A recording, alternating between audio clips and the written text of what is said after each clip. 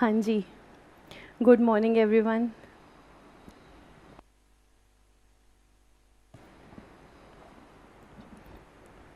तो उम्मीद है आप सब अच्छे हैं, आपकी तैयारी भी अच्छी चल रही है। आज हम स्टार्ट कर रहे हैं हमारा प्यारा सा चैप्टर इन्वेंट्री वैल्यूएशन। तो हमारे अकाउंट्स के सब्जेक्ट में हम अपने दूसरे दोस्त से मिल रहे हैं।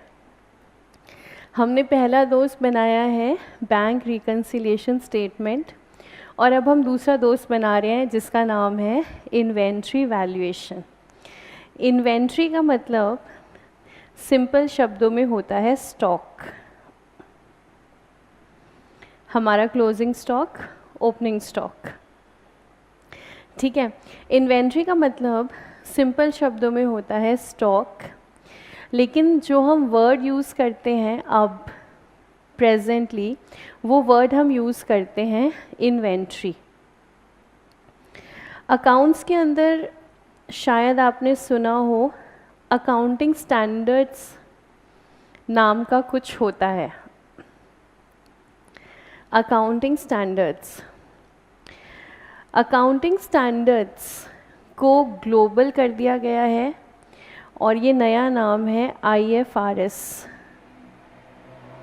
International financial reporting standards. In global standards को इंडिया ने जब अडॉप्ट किया है तो उसका नाम हो गया है इंड AS।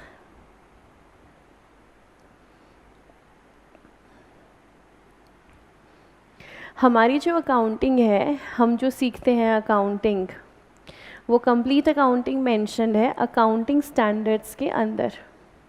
और जिन अकाउंटिंग स्टैंडर्ड्स को इशू कौन कर रहा है, ICAI। सो हम लोग सारा अकाउंट्स जो पढ़ते हैं that is on the basis of accounting standards. अब जब हम सिर्फ AS की बात करते थे तो ये हर कंट्री के अपने अपने होते थे, लेकिन अब इन सब AS को ग्लोबल कर दिया गया है।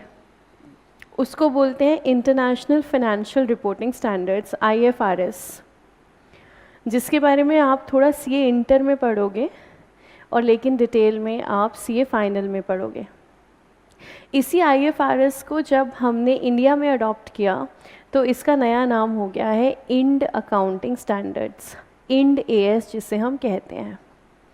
तो जब ये ग्लोबल आए हैं हमारे पास स्टैंडर्ड्स, तो स्टॉक वर्ड को हटा दिया गया है और स्टॉक की जगह शब्द ले लिया गया है इन्वेंट्री। तो इन्वेंट्री का मतलब तो क्लोजिंग स्टॉक ही है, इन्वेंट्री का मतलब तो स्टॉक ही है, लेकिन इन्वेंट्री नया शब्द है, स्टॉक पुराना शब्द है। स्टॉक शब्द को इसलिए भी डिलीट किया गया है बिकॉज़ जैसे अगर आप गूगल पे सर्च करोगे ना स्टॉक, तो स्टॉक वो सबसे पहले ना आपको शेयर्स के रेफरेंस में सर्च रिजल्ट दिखाता है। तो वो आएगा stock of Infosys, stock of TCS। तो स्टॉक का मतलब ना एक्चुअली शेयर्स भी होता है। तो इसलिए IFRS ने इस शब्द को चेंज कर दिया कि स्टॉक तो ओल्ड वर्ड है, हम यूज़ करेंगे इन्वेंट्री। पर लेकिन आपको भी पता है अपनापन आपको ज़्यादा किस शब्द में आएगा, स्टॉक में आएगा। तो मैं भी कभी कभी बात करते करते क्लोजिंग स्टॉक बोलूँगी, लेकिन इन्वेंट्री इसका नया नाम है, इसीलिए हमारे नए दोस्त का नाम है इन्वेंट्री वैल्यूएशन। यानी कि सिंपल शब्दों में हम लोग देख रहे हैं स्टॉक की वैल्यूएशन, और ये स्टॉक की वैल्यूएशन कवर्ड है अकाउंटिंग स्टैंडर्ड नंबर 2 में। तो अकाउंटिंग स्टैंडर्ड 2 हमें सिखाता है इन्वेंट्री को वैल्यू कैसे करना है। इन्वेंट्री को वैल्यू, इन्वेंट्री को हम दिखाते कहाँ पर हैं, हमारी फिनेंशियल स्टेटमेंट्स में। तो आपने ऑलरेडी एक स्टेटमेंट सीखी हुई है जिसको हम बोलते हैं ट्रेडिंग अकाउंट। और इसमें आपने देखा है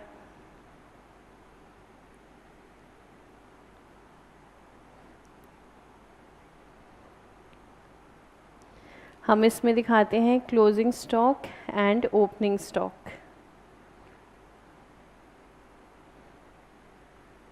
और इसी के साथ हमारी एक स्टेटमेंट है बैलेंस शीट। इस बैलेंस शीट में एसेट्स साइड पर हम दिखाते हैं क्लोजिंग स्टॉक। तो सपोज हम दिखा रहे हैं 5 लाख का क्लोजिंग स्टॉक।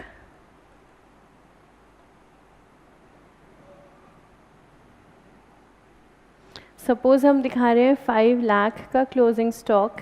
तो ये जो 5 लाख रुपीज़ का अमाउंट हमने निकाला है, इसी को हम क्या बोल देते हैं, इन्वेंट्री वैल्यूएशन। कि भाई आपने कैसे पता करा है कि जो क्लोजिंग स्टॉक है वो 5 लाख रुपए का आया है। तो अभी तक तो क्या होता था ना, आपको गिवन होता था अमाउंट कि closing stock valued at 5 lakh, तो आप उसे पोस्ट कर देते थे ट्रेडिंग में और बैलेंस शीट में। अब इस चैप्टर में हम क्या सीख रहे हैं कि भाई ये 5 लाख रुपए का जो अमाउंट है ये निकालते कैसे हैं, हम क्लोजिंग स्टॉक को वैल्यू करते कैसे हैं। तो सबसे पहले ना हम लिखेंगे importance of inventory valuation.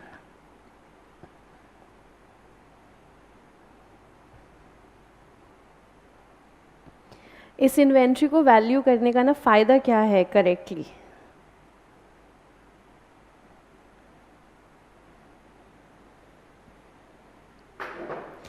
Importance of inventory valuation, इसमें लिखेंगे first reason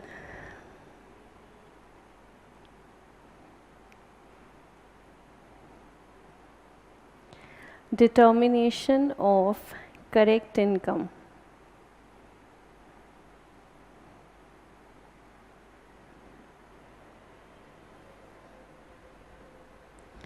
determination of correct income, इसका मतलब calculation of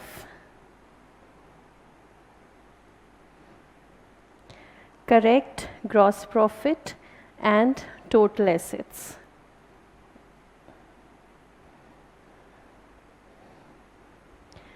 तो first point determination of correct income, मतलब अगर हम इन्वेंट्री को सही से वैल्यू करेंगे तभी हमारा ग्रॉस प्रॉफिट सही होगा, ग्रॉस प्रॉफिट सही होगा तो हमारा नेट प्रॉफिट सही होगा और अल्टीमेटली हमारी financial statement true picture depict करेगी।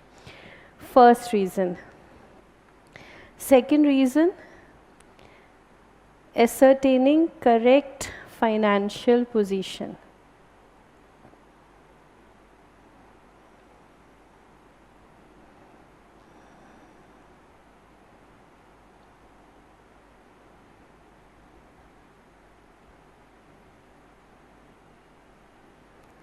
ascertaining correct financial position,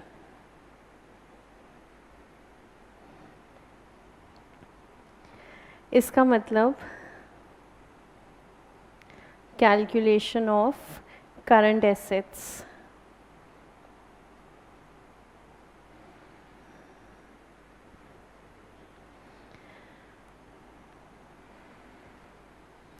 क्योंकि इन्वेंट्री हमारे करंट एसेट्स का पार्ट होती है, तो अगर इन्वेंट्री हम करेक्टली वैल्यू करेंगे तो हमारे करंट एसेट्स भी करेक्टली वैल्यू होंगे।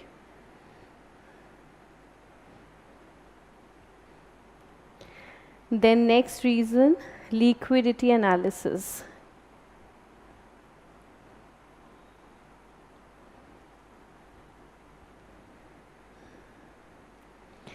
इसका मतलब कैलकुलेशन ऑफ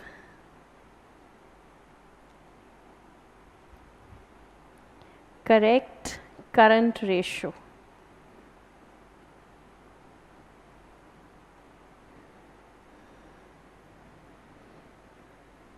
रेशोज़ कैलकुलेशन पहले सीए फाउंडेशन सिलेबस का पार्ट था, अब ये चैप्टर डिलीट हो चुका है, लेकिन आपने पहले किया होगा ये रेशोज़ चेक करना। तो सीधी सी बात है, लॉजिकल सी बात है, करंट रेशियो हमारा तभी करेक्ट निकलेगा अगर हमारे करंट एसेट्स करेक्ट हैं। तो अगर इन्वेंट्री करेक्ट है तो जीपी करेक्ट है, नेट प्रॉफिट करेक्ट है, करंट एसेट्स करेक्ट हैं, and ultimately current ratio is also correct. And last reason, legal requirements, जिसको हम लिखेंगे statutory compliance.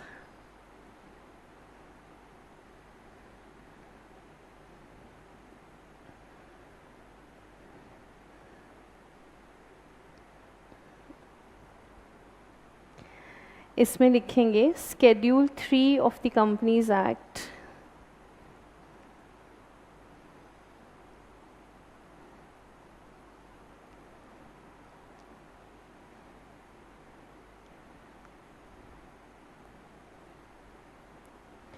Schedule 3 of the Companies Act requires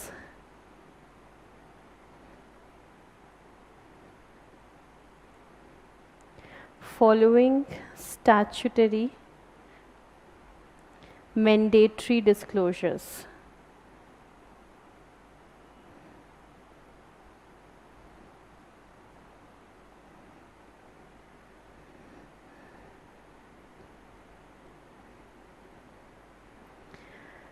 First point, cost formula used.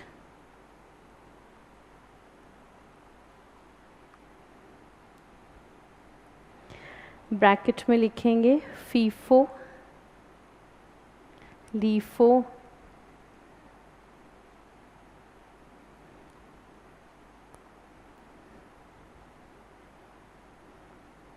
weighted average, etc.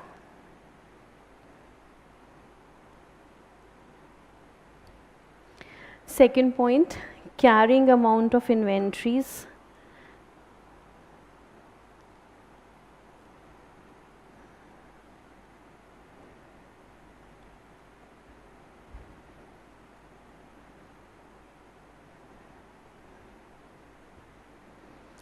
Next, classification of inventories.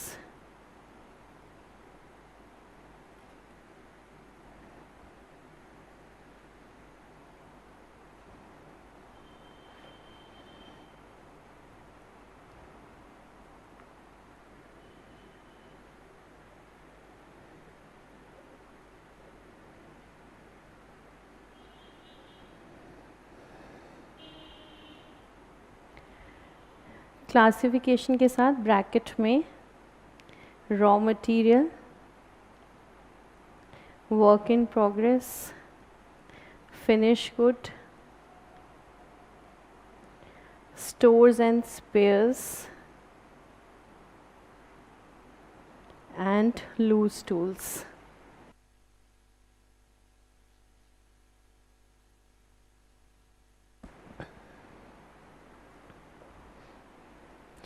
तो inventory valuation यानी कि हम कर रहे हैं स्टॉक का वैल्यूएशन। इस स्टॉक को हम लोग कहाँ कहाँ दिखाते हैं? ट्रेडिंग अकाउंट में दिखाते हैं और हम दिखाते हैं बैलेंस शीट के अंदर। स्टॉक की वैल्यूएशन का मतलब है क्लोजिंग स्टॉक किस वैल्यू पर है उस वैल्यू को कैलकुलेट करना, उसे बोलते हैं इन्वेंट्री वैल्यूएशन। ठीक है, कैलकुलेशन कैसे करते हैं ये देखने से पहले, तो कैलकुलेशन कैसे करते हैं ये देखने से पहले हम ये सीख रहे हैं कैलकुलेशन सही से करना ज़रूरी क्यों है। तो हमने कहा भी देखो इसके पीछे कुछ कारण है। सबसे पहले डिटर्मिनेशन ऑफ करेक्ट इनकम। अगर क्लोजिंग स्टॉक सही होगा तो ग्रॉस प्रॉफिट भी सही आएगा, अगर क्लोजिंग स्टॉक सही होगा तो करंट एसेट्स भी सही आएंगे, अगर क्लोजिंग स्टॉक सही होगा तो करंट रेशियो भी सही आएगा। और फिर लास्ट पॉइंट है स्टैट्यूटरी कंप्लायंस। लॉ सेज कि भाई आपको स्टॉक को करेक्टली वैल्यू करना है और उसके बाद करेक्टली उसे शो करना है बैलेंस शीट के फुटनोट में। क्या क्या शो करना है? तो हमें ये चीज़ें शो करनी है। सबसे पहले है कॉस्ट फॉर्मूला यूज्ड, जो इस चैप्टर में हम सीखेंगे। तो फीफो, लीफो, वेटेड एवरेज, ये सब तरीके हैं इन्वेंट्री को वैल्यू करने के। तो आप करेक्टली वैल्यू करो और हमें बताओ आपने कैसे किया। कैरिंग अमाउंट, कैरिंग अमाउंट का मतलब होता है इन्वेंट्रीज को रखने का खर्चा, अपने पास रखने का खर्चा। अब जब हम इन्वेंट्री रखते हैं, स्टॉक रखते हैं हम, तो कहीं ना कहीं हम उसको गोडाउन में रखेंगे, वेयर हाउस में रखेंगे, उस वेयर हाउस का हम रेंट देंगे, उसको हम बोलते हैं इन्वेंट्री अपने पास रखने का खर्चा। इन्वेंट्री मेरी सिक्योर रहे उसके लिए मैं इंश्योरेंस करा लेती हूँ, तो मुझे इंश्योरेंस प्रीमियम पे करना पड़ता है, उसको हम बोलते हैं इन्वेंट्री को अपने पास रखने का खर्चा। तो इसको हम बोलते हैं कैरिंग अमाउंट ऑफ इन्वेंट्री, कि अगर आपने इन्वेंट्री रखी है तो उसके ऊपर खर्चा आपका कितना हुआ, कैरिंग अमाउंट ऑफ इन्वेंट्री। और फिर लास्ट में है क्लासिफिकेशन, आपका रॉ मटेरियल कितना है, वर्क इन प्रोग्रेस कितना है, फिनिश गुड कितना है, stores and spares and loose tools. अगर हमने मशीनरी के कोई एक्स्ट्रा पार्ट्स रखे हुए हैं स्टॉक में, एक्सपेंसिव पार्ट है या रेयर है, जल्दी से हमें नहीं मिलेगा तो हम खरीद के रखते हैं। Loose tools, specific nuts and bolts अगर हमने रखे हुए हैं, हमें पता है एकदम से नहीं मिलते तो हमने पहले से रखे हुए हैं, तो क्योंकि आपके पास हैं तो उन्हें बुक्स ऑफ अकाउंट्स में तो शो करना पड़ेगा। तो किस हेडिंग में करेंगे, तो लूज टूल्स की कैटेगरी में हम उसको शो करेंगे। तो लॉ सेज आपको इतना सब कुछ करना है, प्रॉपरली शो करना है, तो हमारे लिए बहुत इम्पॉर्टेंट है कि हम इन्वेंट्री को करेक्टली वैल्यू करें। तो लॉ के हिसाब से हमें कॉस्ट फार्मूला बताना है, हमें क्लासिफिकेशन बतानी है, कैरिंग अमाउंट, कैरिंग अमाउंट में क्या क्या आ गया, जैसे आपके गोडाउन का रेंट, वेयर हाउस का रेंट, या आपने इन्वेंट्री के ऊपर कोई इंश्योरेंस कराया है तो वो जो प्रीमियम आपने पे किया वो सारा का सारा खर्चा। इन्वेंट्री का कैरिंग अमाउंट अच्छा खासा होता है, इसलिए उसको बोला है कि आप अलग से डिस्क्लोज़ करेंगे।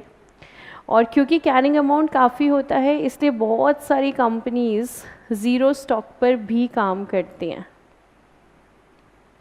ज़ीरो स्टॉक, वो स्टॉक रखती ही नहीं, जब ऑर्डर आएगा तब हम सामान बनाएंगे और सामान हम डिलीवर कर देंगे, तो वो स्टॉक रखती नहीं। इसको हम लोग बोलते हैं JIT अप्रोच। JIT यानी कि just in time, just in time. Order आया, हमने डिलीवर करा, हम स्टॉक रखते ही नहीं। We are zero stock companies. जैसे आपने नाम सुना होगा डेल का, so Dell is a zero stock company, तो वो स्टॉक रखते ही नहीं है। स्टॉक ना रखने के फ़ायदे भी हैं, नुकसान भी है। फ़ायदा क्या है, आप कैरिंग अमाउंट से बच जाते हो। तो यानी कि ये जो इन्वेंट्री है, it is an important aspect of business and therefore it is equally important in accounting, and that is why a specific accounting standard is dedicated to valuation of inventories. और कौन सा accounting standard है, accounting standard 2। तो इस chapter में हम लोग जो कुछ भी पढ़ेंगे that will be as per accounting standard 2। तो एक बार हमें समझ में आ गया है कि इन्वेंट्री को करेक्टली वैल्यू करने के कितने फ़ायदे हैं, तो अब हम देखते हैं इन्वेंट्री को वैल्यू कैसे किया जाता है। ठीक है, तो नेक्स्ट पैराग्राफ में लिखेंगे as per accounting standard 2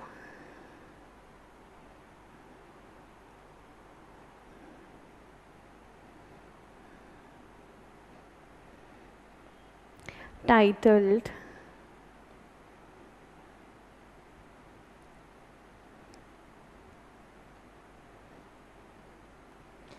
Valuation of Inventories।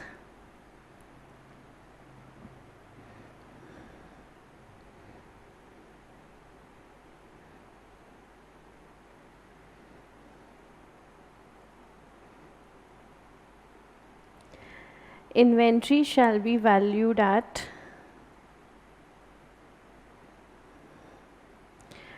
cost price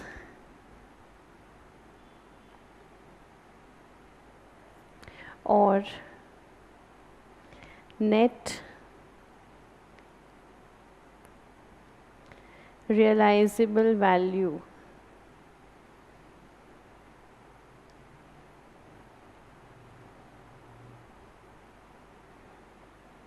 whichever is lower.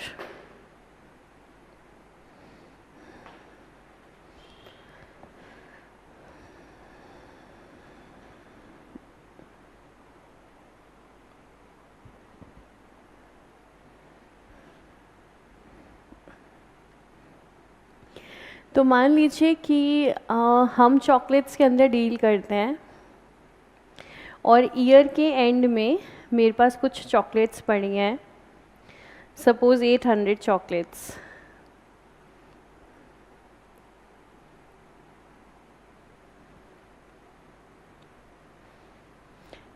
Chocolates हमारे पास पड़ी हैं।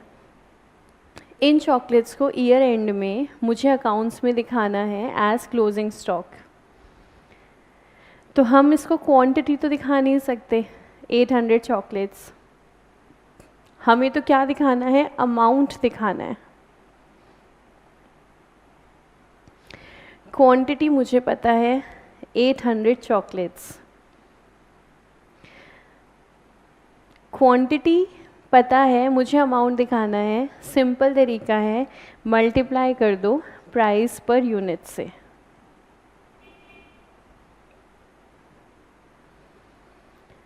ठीक है, जो क्वांटिटी है हमारे पास स्टॉक के अंदर बची हुई, उसको क्या करो, इनटू कर दो प्राइस पर यूनिट से, तो आपको मिल जाएगा अमाउंट, या हम कहें वैल्यू,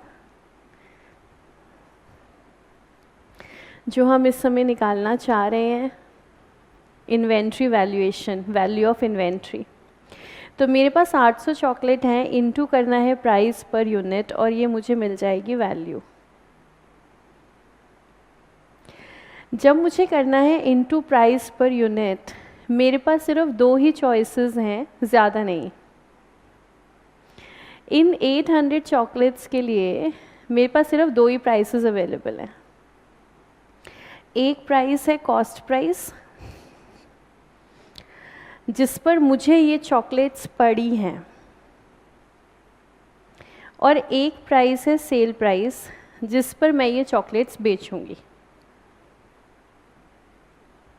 ठीक है, मेरे पास तीसरे किसी प्राइस का ऑप्शन नहीं है, या तो मेरे पास कॉस्ट प्राइस है या मेरे पास सेल प्राइस है।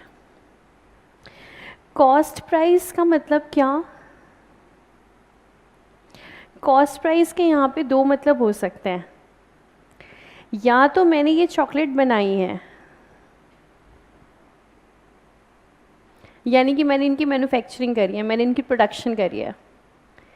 अगर मैंने ये चॉकलेट्स बनाई हैं और फिर मैं इनको बेच रही हूँ, तो मेरा जो खर्चा बनाने का है उसको मैं बोलूँगी अपना कॉस्ट प्राइस। या फिर दूसरा तरीका ये है, मैंने इसे बनाया नहीं है, ट्रेडिंग, मैंने कहीं से ये चॉकलेट्स परचेज़ करी हैं और मैं इनको अपने शोरूम पे ला करके जो है सेल करूँगी।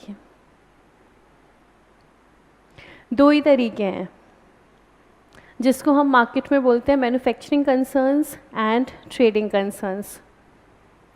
मैन्युफैक्चरिंग कंसर्न्स सामान बनाकर बेचती हैं, ट्रेडिंग कंसर्न्स कहीं से सामान लाती हैं और अपने पास ला करके बेच देती हैं।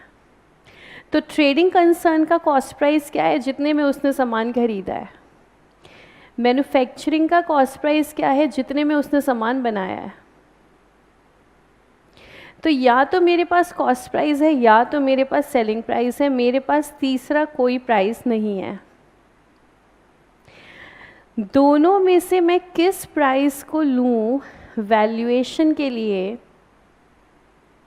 इससे पहले कि हम इस पर आ पाते, अकाउंटिंग स्टैंडर्ड ने एक स्टेटमेंट दी। AS2 कह रहा है इन्वेंट्री को वैल्यू करो कॉस्ट और NRV। हमने कहा भाई NRV क्या हो गया, ये हमारे पास तो दो ही प्राइस हैं, कॉस्ट प्राइस, सेलिंग प्राइस। तो AS2 ने पूछा कि अच्छा आप बताना आपका इसमें कॉस्ट कितना है, सेल्स कितना है। तो मैंने कहा भाई कॉस्ट हमारी है 80 रुपये, बेचेंगे हम इसे 150 रुपये में। बड़ी वाली चॉकलेट 150 रुपये वाली वो पड़ी है हमारे पास स्टॉक में। तो मैंने कहा कॉस्ट है 80 रुपये, बेचूंगी इसको मैं 150 रुपये में, मेरी कॉस्ट है 80, मेरा सेलिंग प्राइस है 150। ठीक है। AS2 ने कहा इसको तुम 150 पर ही बेचोगे या इसको बेचते समय डिस्काउंट दोगे। AS2 ने मुझसे पूछा कि आप इसको 150 पे बेचोगे या आप इस पे डिस्काउंट दोगे। तो मैंने अपनी 800 चॉकलेट्स चेक करी और मुझे पता चला इसमें से 200 चॉकलेट वो हैं जो मेरी एक्सपायर होने वाली हैं, जो मेरी एक्सपायर होने वाली हैं। ये 800 चॉकलेट 31 मार्च को है मेरे पास, और इसमें से 200 चॉकलेट जो है वो मेरी एक्सपायर हो जाएंगी 15 अप्रैल को। एक्सपायर होने वाली हैं, हो चुकी नहीं है। अगर हो चुकी हो तो वो आपके स्टॉक का पार्ट नहीं है, आप उसको नहीं दिखा सकते स्टॉक के अंदर। Expired item is waste, it is not a part of stock. लेकिन कंपनीज दिखाती हैं। आपको पता है फ्रॉड करने के इतने तरीके हैं, कंपनीज दिखाती हैं, और ये सिर्फ चार्टेड अकाउंटेंट को ही चेक करना पड़ता है कि ऐसा ना हो। तो which is yet to expire is a part of my stock, 15 April को एक्सपायर हो जाएंगी। तो मैंने कहा भी देखो जनरली तो मैं डिस्काउंट नहीं देती हूँ, जनरली तो मैं डिस्काउंट नहीं देती हूँ, लेकिन इस वाले लॉट को निकालने के लिए मैं डिस्काउंट दूंगी। मैं डिस्काउंट दूंगी, कितना दूंगी, जितना मुझे देना पड़ेगा, क्योंकि ये सामान मुझे निकालना है। अगर मैंने इसको नहीं निकाला तो ये मेरा टोटल लॉस हो जाएगा, और जहाँ टोटल लॉस है वहाँ पर मैं क्या करूँगी, लॉस को मिनिमाइज़ करने की कोशिश करूँगी, जितना कम से कम कर सकूँ। तो कोई मुझे कहेगा 10% डिस्काउंट पे दे दो, 20% डिस्काउंट पे दे दो, तो मैं उसको कहूँगी आप ले जाओ, क्योंकि नहीं लेके जाओगे तो मेरा ये सारा सामान जो है बेकार है। ठीक है, इसको मैं चेंज कर देती हूँ, इजी कर देती हूँ। सारी की सारी 800 चॉकलेट सारी की सारी जो है वो हमारी एक्सपायर होने वाली है 15 अप्रैल को।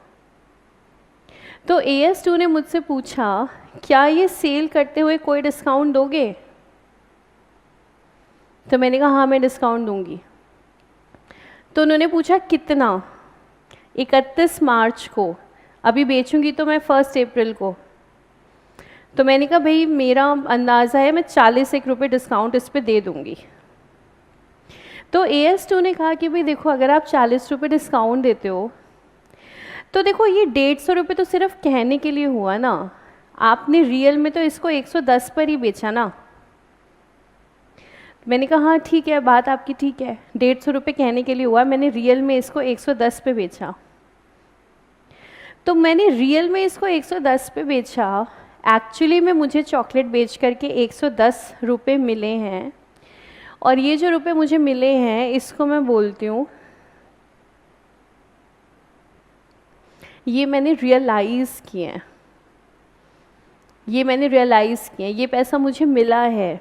तो AS2 सेज भाई देखो सेलिंग प्राइस से हम बात नहीं करते, क्योंकि सेलिंग प्राइस तो क्या होता है आप कोट कर देते हो, फिर आप उसके ऊपर डिस्काउंट्स दे रहे हो, कंसेशंस दे रहे हो।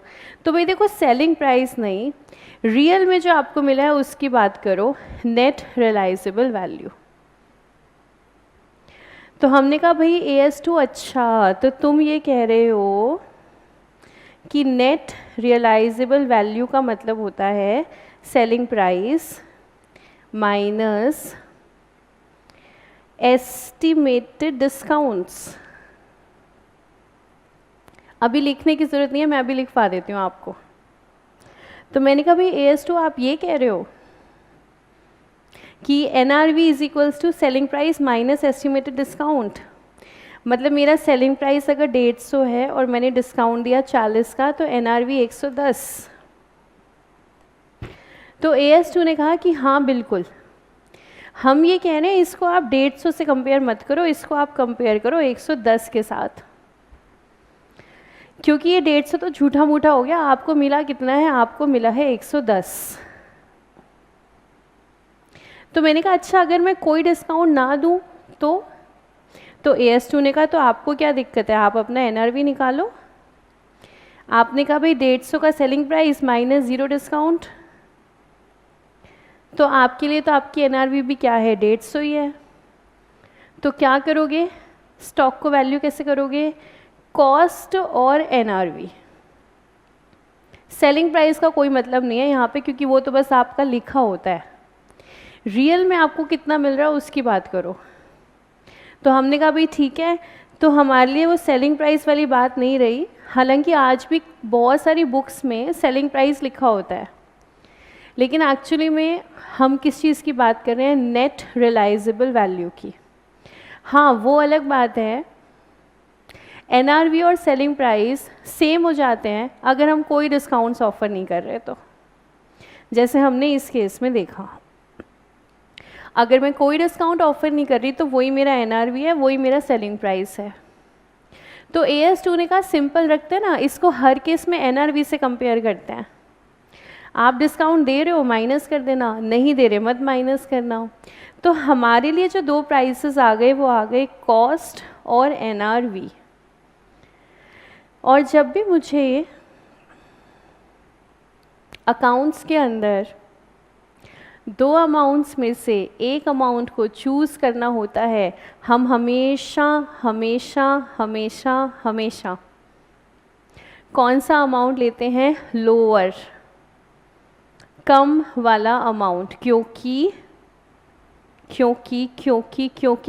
हमारे अकाउंट्स के अंदर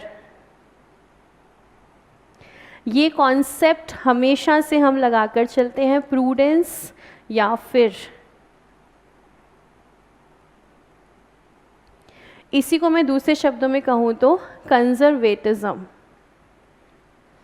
सो कंजर्वेटिज्म क्या कहता है, provide for all possible losses, do not anticipate any gains. ठीक है, इसका मतलब go for the lower thing. अगर आपकी कॉस्ट 110 है और आपका NRV 150 है, या आपकी कॉस्ट 80 है, आपका NRV 110 है, लोअर पे चलेंगे हम, स्टॉक को वैल्यू करेंगे कॉस्ट और NRV which ever is lower. तो अकाउंटिंग स्टैंडर्ड 2 के हिसाब से, एज पर अकाउंटिंग स्टैंडर्ड 2, मेरी क्लोजिंग इन्वेंट्री को वैल्यू करने के दो ही प्राइसेस हैं मेरे पास, एक है कॉस्ट, दूसरा है नेट रियलाइजेबल वैल्यू। दोनों में से हम कौन सा चूज़ करेंगे, कभी भी दो में से चूज़ करना है अकाउंट्स के अंदर, तो हम कौन सा चूज़ करेंगे, हम चूज़ करेंगे लोअर। कोई आपसे पूछे लोअर क्यों कर रहे हो, हायर क्यों नहीं कर रहे, तो आप क्या कहोगे, ये जो हमारा कंजर्वेटिज्म है ना, ये डंडा लेके खड़ा रहता है अकाउंट्स के अंदर और क्या बोलता है, लोअर अमाउंट पर वैल्यू करेंगे। तो नेट रियलाइजेबल वैल्यू और सेलिंग प्राइस में एज सच डिफरेंस क्या है, डिफरेंस सिर्फ डिस्काउंट का है। AS2 सिर्फ ये कह रहा है आप जितना रियलाइज करते हो उससे वैल्यूएशन चेक करो ना, आपने प्रिंट क्या कर रहा है उससे क्या लेना देना है हमें। आपने प्रिंट करा है 150 रुपये, उसके ऊपर डिस्काउंट दे रहे हो आप 100 रुपये का, तो आपकी रियलाइजेबल वैल्यू तो 50 रुपये हुई ना। तो भाई आप जितना रियलाइज करते हो आप उसके साथ वैल्यूएशन करो। तो हमने कहा बात बिल्कुल ठीक है, लॉजिकल है, अग्रीड। स्टॉक वैल्यूएशन रूल क्या है, कॉस्ट प्राइस और net realisable value which ever is lower. जहाँ पर कॉस्ट का मतलब क्या है, कॉस्ट का मतलब दोनों सेंस में आएगा। अगर आपने सामान बनाया तो आपके सामान को बनाने का सारा खर्चा कॉस्ट है, और दूसरा अगर आपने सामान खरीदा तो सामान को खरीदने का सारा खर्चा कॉस्ट है। तो इसके बाद नेक्स्ट लाइन में हम लिखेंगे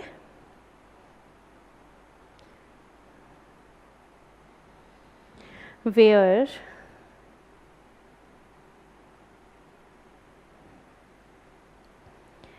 cost price is equals to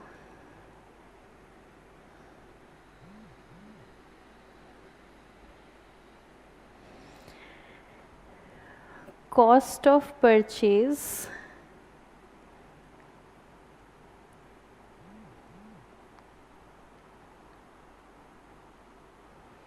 plus cost of conversion plus other cost.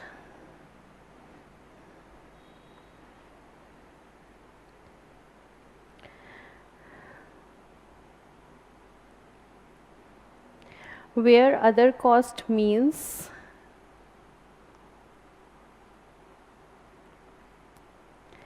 all costs incurred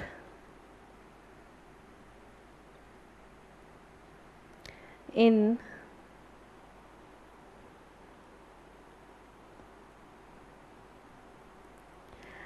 bringing the inventory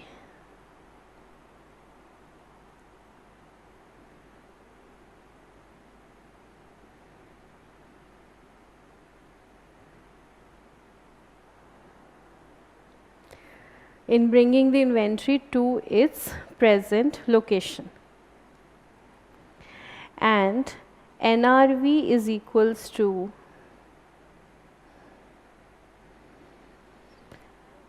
selling price minus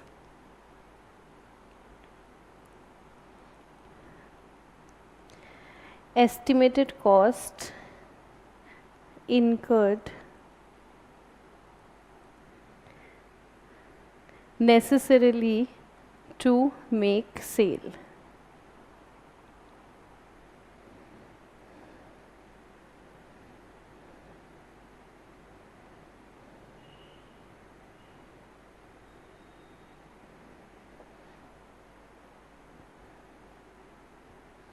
तो अकाउंटिंग स्टैंडर्ड 2 कह रहा है इन्वेंट्री को हम वैल्यू करेंगे कॉस्ट और NRV which ever is lower पर। हमने कहा ठीक है, अग्रीड, दो प्राइसेस हैं कॉस्ट और एनआरवी, दोनों में से कौन सा लेंगे, हम लोअर लेंगे। तो जब हमने बात करी कॉस्ट की, तो देखो कॉस्ट में हमने बात करी ना भाई, दो चीज़ें हो सकती हैं, मैन्युफैक्चर हो सकता है, ट्रेडिंग हो सकती है। या तो मैं सामान को बना करके बेच रही हूँ, पहले बनाऊँगी फिर बेचूँगी, या फिर मैं कहीं से कुछ खरीद रही हूँ और उसके बाद मैं बेच रही हूँ। तो यानी कि मैं सामान को कहीं से खरीदती हूँ और उसके बाद बेच देती हूँ। अब देखो, जब आप सामान को कहीं से खरीदते हो, बाहर से लेकर आए, तो उसको हम बोलते हैं कॉस्ट ऑफ परचेज। मैंने सामान खरीदा, और जब आप सामान को बनाते हो, मैन्युफैक्चरिंग, तो बताओ क्या आप में से किसी को याद है मैन्युफैक्चर की डेफिनेशन क्या होती है, या प्रोडक्शन की डेफिनेशन क्या होती है? क्या बोलते हैं हम, how do we define production और मैन्युफैक्चरिंग? क्या होती है ये दो चीज़ें अगर हम डेफिनेशन दे तो? Value addition, assembling of raw materials, conversion of raw material into finish good.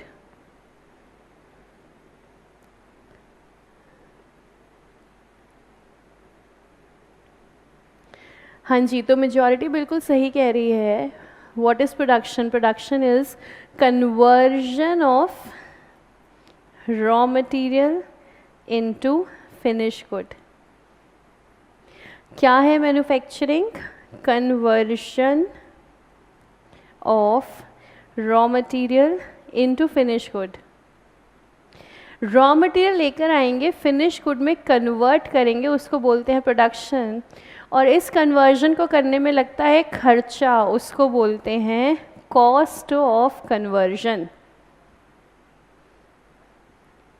तो कौन बियर कर रहा है ये कॉस्ट? मैन्युफैक्चरर, सामान बना रहा है, सामान को बनाने का खर्चा उसको बोलते हैं कॉस्ट ऑफ कन्वर्जन, क्योंकि सामान बनाने का मतलब क्या होता है? Conversion of raw material into finish good. इसके अलावा भी कोई खर्चा आपका है, AS2 सेज चिंता मत करो, डालो, आराम से डालो, पूरी कॉस्टिंग निकालो अपनी, तो उसको सिर्फ किस हेड में डाल देना? अदर कॉस्ट में। दो अगर मैं आपको बताऊं तो CA फाउंडेशन के लेवल पर ये सब क्लासिफिकेशन ये कुछ खास काम की है नहीं, हमारे क्वेश्चंस उस हिसाब से बहुत ही सिंपल हैं। फाउंडेशन लेवल पर सिंपली कॉस्ट लिखा होता है, उसमें कुछ नहीं लिखा होता, ना परचेज, ना कन्वर्जन, ना अदर कॉस्ट। ये अलग अलग कॉस्ट लिखी होती है, ये अकाउंटिंग स्टैंडर्ड 2 जब हम CA इंटर में करेंगे वहाँ ये सारा डिटेल में है। CA फाउंडेशन बहुत ही एलिमेंट्री लेवल क्वेश्चंस हैं, लेकिन still what is cost price? Cost price means 3 cost: cost of purchase, cost of conversion, other cost. Other cost कुछ भी खर्चा आपने किया है इन्वेंट्री को लेकर आने के लिए, सब कुछ कॉस्ट का पार्ट है। Cost of conversion, raw material से फिनिश गुड बनाया, सारा खर्चा कॉस्ट का पार्ट है। कॉस्ट ऑफ परचेज, जो सामान आपने खरीदा, सब मिला लो, AS2 से सब मिला लो, हम कहीं रोक ही नहीं रहे आपको, सारा खर्चा अपना कैलकुलेट करो, कॉस्ट प्राइस निकालो, और अब उसको किससे कंपेयर करो? नेट रियलाइजेबल वैल्यू से। नेट रियलाइजेबल वैल्यू क्या होती है? Selling price minus estimated cost incurred necessarily to make sale. ये पूरी डेफिनेशन है, इसको अगर हम चुपके से समझें तो ये किसकी बात कर रहे हैं? डिस्काउंट की, कि भाई इस टाइप का कुछ अगर कंसेशन आप दोगे तो वो आप माइनस कर देना, ठीक है। हालांकि मैं आपको वैसे बता रही हूँ आपकी नॉलेज के लिए, ये हमारा पूरा फॉर्मूला नहीं है NRV का। NRV के अंदर आगे भी कुछ आता है जिसको बोलते हैं हम माइनस कॉस्ट ऑफ कंप्लीशन। ये सिर्फ मैं नॉलेज के लिए बता रही हूँ, ये हमारा सारा CA इंटर लेवल पर है, पर ये बता रही हूँ NRV का कंप्लीट फार्मूला, कंप्लीट फार्मूले में माइनस कॉस्ट ऑफ कंप्लीशन भी है, पर वो अभी हमें समझ में नहीं आएगी। तो हमारे लिए NRV का मतलब क्या है? Selling price minus cost incurred necessarily to make sale. तो मैम हम पूरा फॉर्मूला नहीं पढ़ रहे, तो क्या हम कुछ गलत पढ़ रहे हैं? देखो, हमारी जो इन्वेंट्री होती है ना,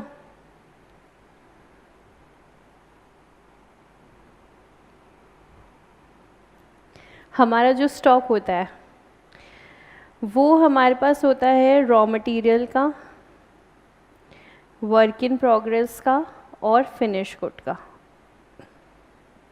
ठीक है। रॉ मटेरियल तो आप समझते हो ना, सामान हमें बनाना है,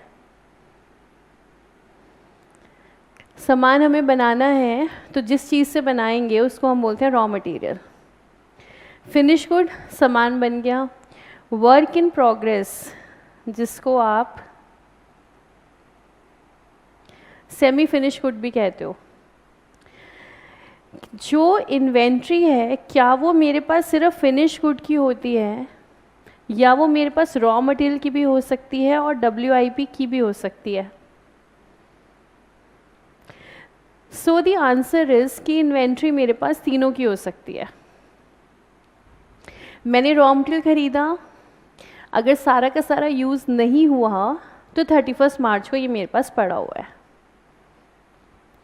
मैंने सामान को बनाना शुरू किया, 31 मार्च को सामान आधा बना है, तो 31 मार्च को हम इसे क्या कहेंगे, ये मेरे पास इन्वेंट्री है सेमी फिनिश गुड की, और फिनिश गुड की इन्वेंट्री तो होती ही है, वो तो हमें पता ही है। लेकिन अब ये जो फिनिश गुड है ना, इसको मैंने दो पार्ट में क्लासिफाई किया।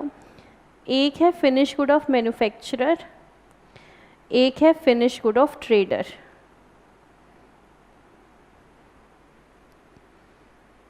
तो ये मेरी इन्वेंट्री है, रॉ मटेरियल की इन्वेंट्री, WIP की इन्वेंट्री, फिनिश गुड मैन्युफैक्चरर का, फिनिश गुड ट्रेडर का। 4 प्रकार की इन्वेंट्री 4 प्रकार के तरीक़ों से वैल्यू होती है। बेस सबका सेम है, कॉस्ट और NRV which ever is lower. Base सबका सेम है, चारों इन्वेंट्री पे रूल यही लगेगा, कॉस्ट और NRV which ever is lower. लेकिन कॉस्ट का मतलब, NRV का मतलब, वो हर कॉन्टेक्स्ट में समझना पड़ता है। तो ICAI ने बहुत ही ब्यूटीफुली क्या काम किया है, रॉ मटेरियल की इन्वेंट्री और ट्रेडर के फिनिश गुड की इन्वेंट्री, ये 2 इन्वेंट्री हैं CA फाउंडेशन में।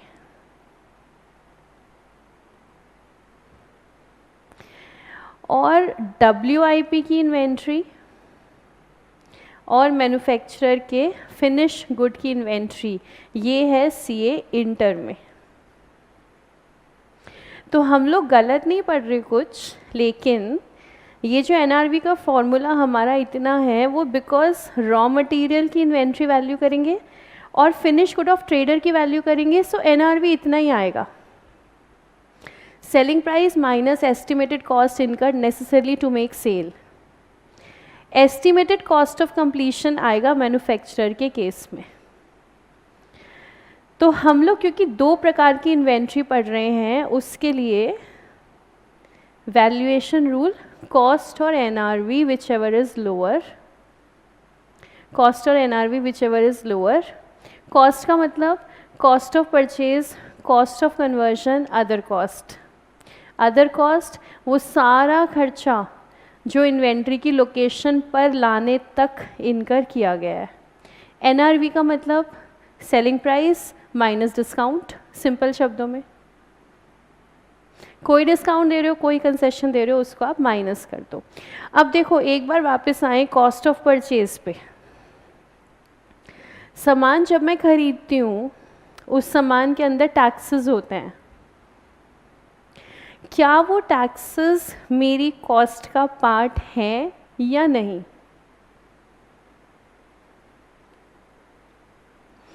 मैंने आपसे फीस ली, मैंने बोला इंक्लूसिव ऑफ ऑल टैक्सेस,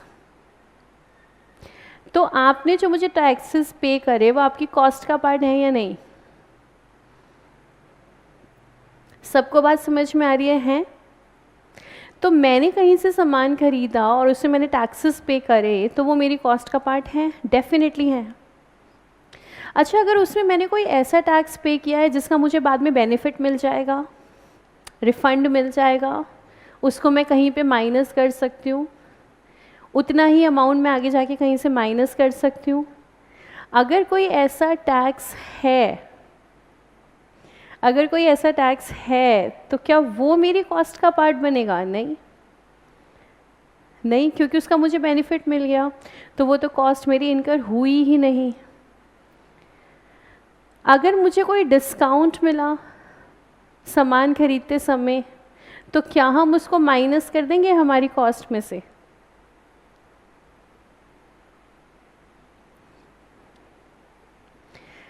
₹500 का सामान 400 रुपये में मुझे मिल गया, तो मैं अपनी कॉस्ट 400 मानूँ कि 500 मानूँ? सीधी सीधी बात है, 400 मानेंगे। तो डिस्काउंट मिला है, माइनस कर देंगे, टैक्सेस पे किए हैं, ऐड कर देंगे, कोई टैक्स जिसका बेनिफिट मिला है हमें, उसको माइनस कर देंगे। CA फाउंडेशन में हमें कुछ नहीं करना, वैसे इन सब में से सिंपल क्वेश्चन है, सिंपल कॉस्ट दी होगी, उसको हम ले लेंगे, ठीक है। लेकिन तुम सीख गए हो पूरा इंटर के लेवल का कि कॉस्ट क्या होती है और एनआरवी क्या होती है. So simple valuation criteria, cost और NRV which ever is lower. ठीक है, थोड़ा सा कॉन्सेप्ट हमने कर लिया, इसको ज़रा माइंड में बिठाओ और कोई डाउट है तो आप पूछो.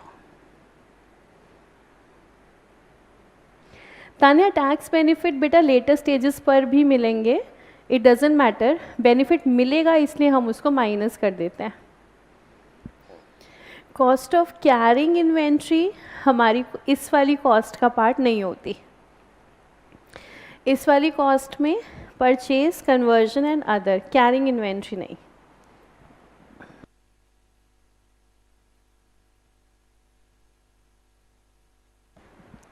हाँ जी, अगर ट्रेडिंग बिजनेस है तो कॉस्ट ऑफ कन्वर्जन उसमें नहीं होगा, वो तो सिर्फ मैन्युफैक्चरिंग में होगा. चार्जेस ऑफ ट्रांसपोर्टेशन क्या हमारी कॉस्ट का पार्ट बनेंगे? बनेंगे, क्योंकि ट्रांसपोर्ट कर कर ही मैं उसको प्रेजेंट लोकेशन तक लाऊंगी.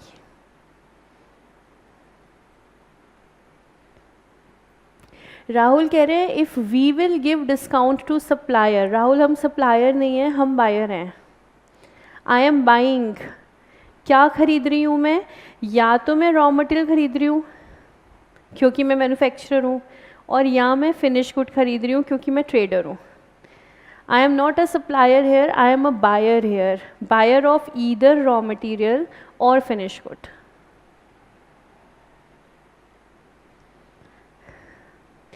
हाँ मुस्कान बेटा, वो तो क्लोजिंग इन्वेंट्री भी क्लोजिंग इन्वेंट्री है और ओपनिंग इन्वेंट्री भी ओपनिंग इन्वेंट्री है.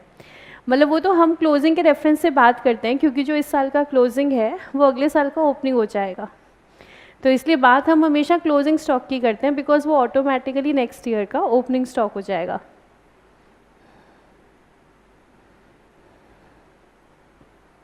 पीयूष, हल्दीराम ज़ीरो स्टॉक नहीं है, लेकिन रियल लाइफ में ज़ीरो स्टॉक कंपनीज होती हैं.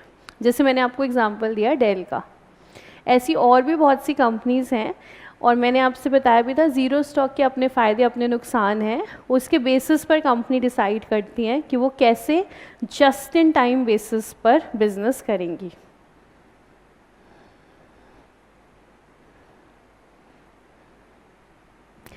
ठीक है, तो चलिए फिर कॉन्सेप्ट हमने कर लिया, एक छोटा सा एग्जाम्पल करते हैं.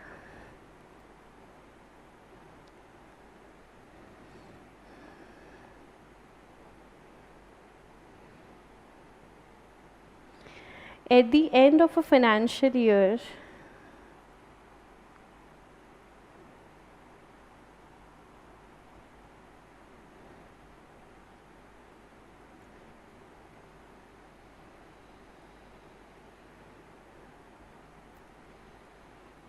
the historical cost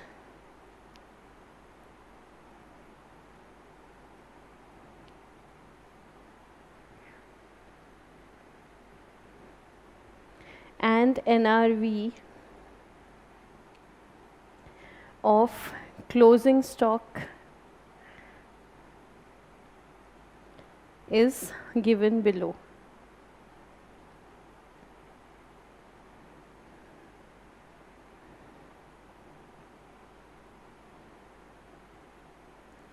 सबसे पहले लिखेंगे आइटम्स. आइटम अकाउंट का वर्ड है, ये ऐसे ही बदनाम हो गया है. उसके बाद लिखेंगे हिस्टोरिकल कॉस्ट और फिर लिखेंगे NRV.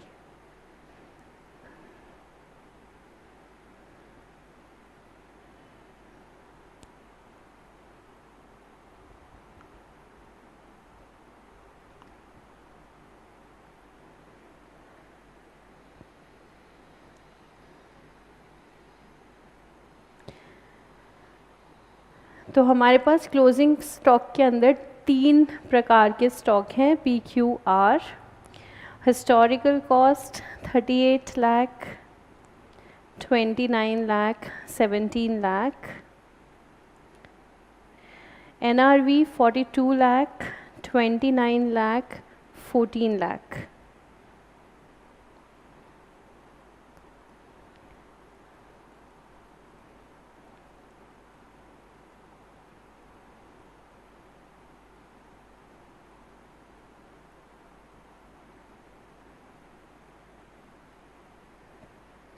Determine the value of closing stock. Yash बेटा, अगर टैक्स आपका वापस आता है इसका मतलब आपको उस टैक्स का बेनिफिट मिल रहा है, तो वो हमें पहले से पता होता है, तो उसको हम फिर माइनस कर देंगे। मुस्कान, एनआरवी कम उन केसेस में होती है, जैसे हमने अभी एग्जांपल किया था ना, चॉकलेट्स हमारी एक्सपायर होने वाली हैं, तो मान लो कोई ऐसा केस होता है तो उस केस में फिर हम काफ़ी डिस्काउंट दे देते हैं, और जैसे ही आप ज़्यादा डिस्काउंट देते हो तो फिर आपकी एनआरवी जो है वो कॉस्ट से भी कम आ जाती है।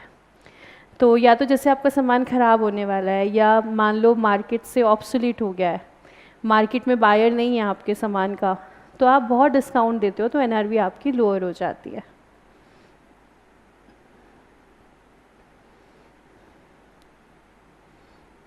हाँ ध्रुव, एनआरवी का मतलब होता है सेल प्राइस। सिर्फ उस सेल प्राइस में से अगर आप कोई डिस्काउंट भी दे रहे हो तो उसको हम माइनस कर देते हैं, बिकॉज़ हम ये देख रहे हैं कि आपने एक्चुअली कितने में सेल करा। तो जो आपने सेल प्राइस लिखा हुआ है वो नहीं, एनआरवी मीन्स आपने एक्चुअली कितने में सेल करा है उसको बोलते हैं एनआरवी।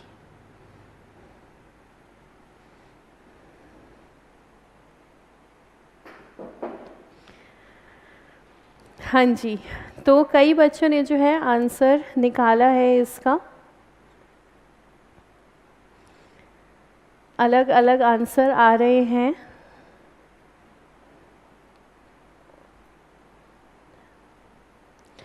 तो देखते हैं स्टॉक वैल्यूएशन हमारे फर्स्ट एग्जाम्पल में।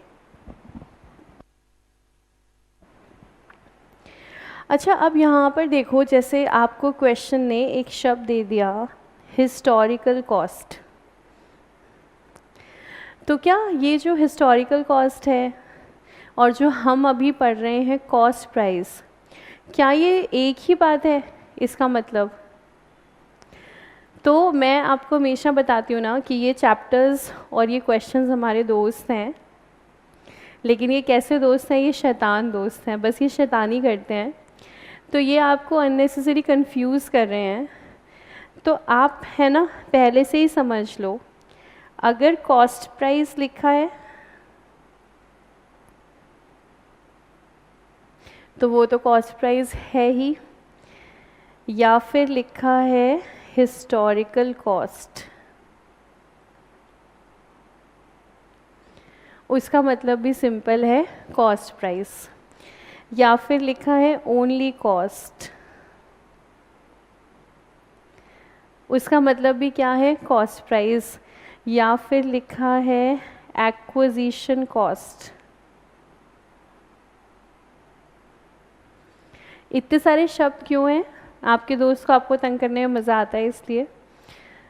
तो वो चाहे एक्विजिशन कॉस्ट कह दे, उसका मतलब भी क्या है? कॉस्ट प्राइस, या फिर वो बोल दे परचेज कॉस्ट, तो आपको कहीं नहीं घबराना, इसका मतलब भी क्या है? Cost price.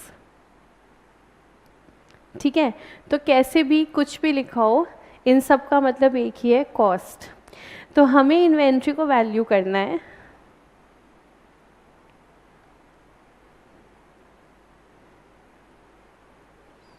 तो हमने कहा भाई statement showing inventory valuation.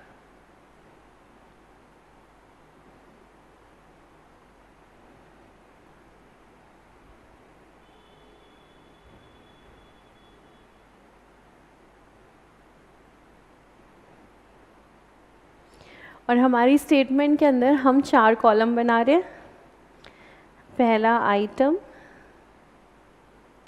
Then cost, then NRV, और लास्ट कॉस्ट और NRV which ever is lower.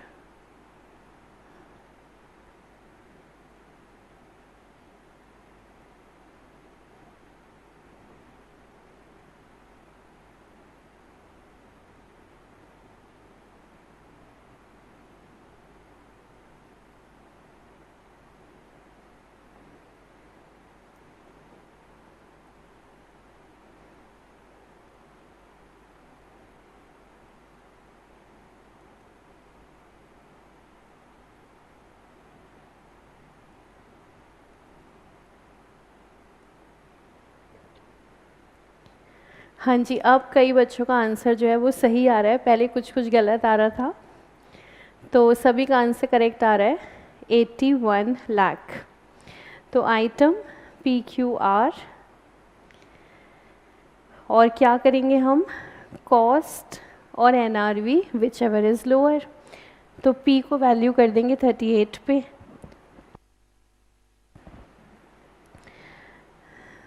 फिर उसके बाद हम Q को वैल्यू करेंगे 29 पर,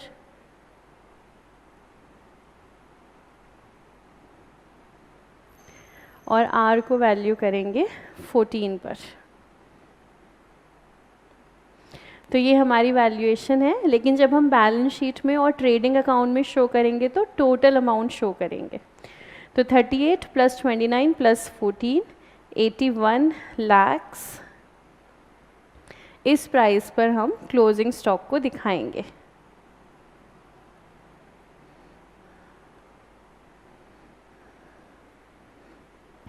तो सिंपल, कॉस्ट और NRV which ever is lower.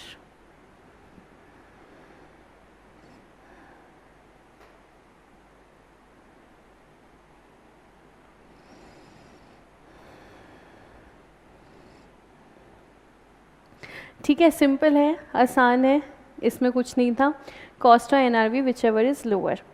अच्छा, लेकिन हमने यहाँ पर देखो, लेकिन ऐसा नहीं करा कि हम पहले सारी कॉस्ट को ऐड करें, फिर हम पूरा NRV को ऐड करें, और फिर हम कंपेयर करें विच एवर इज़ लोअर। क्या हम ऐसा कर सकते हैं, टोटल कॉस्ट और टोटल NRV? तो नहीं, हम ऐसा नहीं कर सकते। क्यों? क्योंकि ये अलग अलग चीज़ें हैं स्टॉक के अंदर, अलग अलग चीज़ें हैं, तो आप इसको टोटल नहीं कर सकते। तो हम अलग अलग देखेंगे, कॉस्ट और NRV which ever is lower. तो अलग अलग हम चेक करेंगे और लास्ट में हम टोटल करेंगे हमारी टोटल वैल्यूएशन को।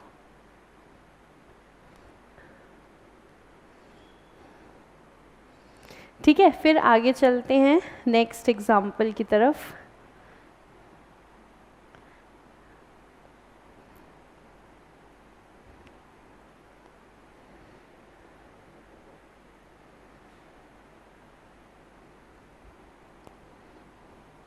A manufacturer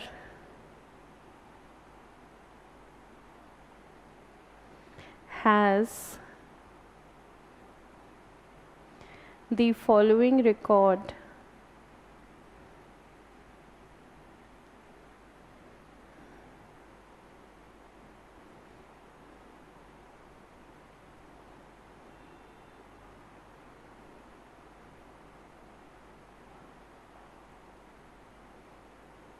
of purchases of raw material। फिर से आपको मैं याद दिला दूँ, हम यहाँ पे CA फाउंडेशन में कौन सी इन्वेंट्री स्टडी कर रहे हैं। हम स्टडी कर रहे हैं मैन्युफैक्चरर का रॉ मटेरियल और ट्रेडर का फिनिश गुड। तो मैन्युफैक्चरर ने रॉ मटेरियल की डिटेल्स दी हैं कि उसने कब कब कितना रॉ मटेरियल खरीदा है। तो हमारे पास इंफॉर्मेशन है date, quantity and price.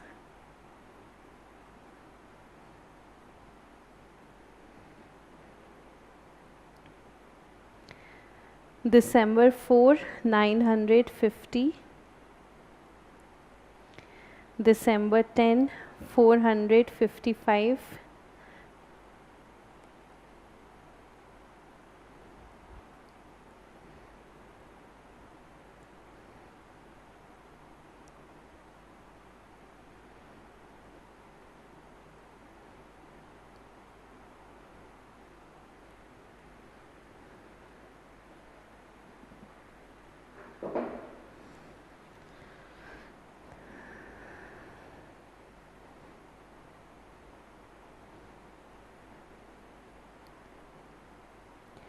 $1,600 units were issued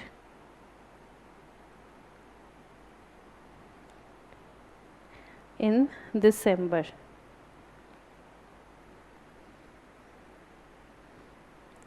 हाँ जी माधव, आप प्रीवियस क्वेश्चन में पूछ रहे हो 81 लाख ही बैलेंस शीट में दिखाएंगे।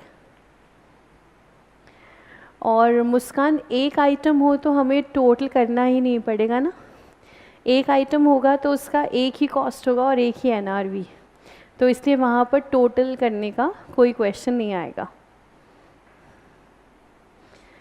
Calculate value of closing stock of raw material.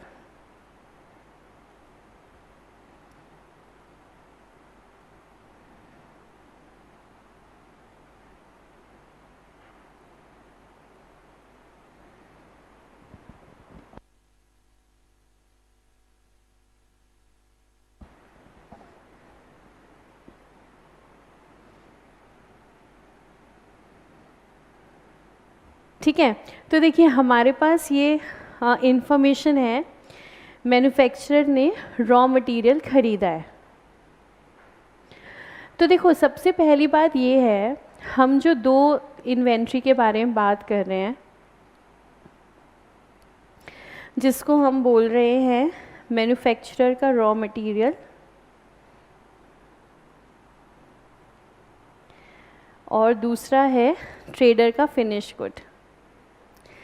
अब आप मुझे ये बताओ कि ये जो दोनों ही चीज़ें हैं, मैन्युफैक्चरर जो अपना रॉ मटेरियल ख़रीदता है और ट्रेडर जो अपना फिनिश गुड ख़रीदता है, ये जो परचेजेस हैं ये पूरे साल में एक ही दिन पर होती होंगी।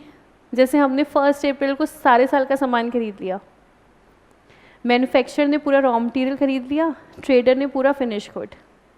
या फिर ये परचेजेस तो रेगुलर इंटरवल्स पर होती रहती होंगी, जैसे जैसे सामान ख़त्म हुआ या होने वाला है वैसे वैसे हमने नया ऑर्डर प्लेस किया।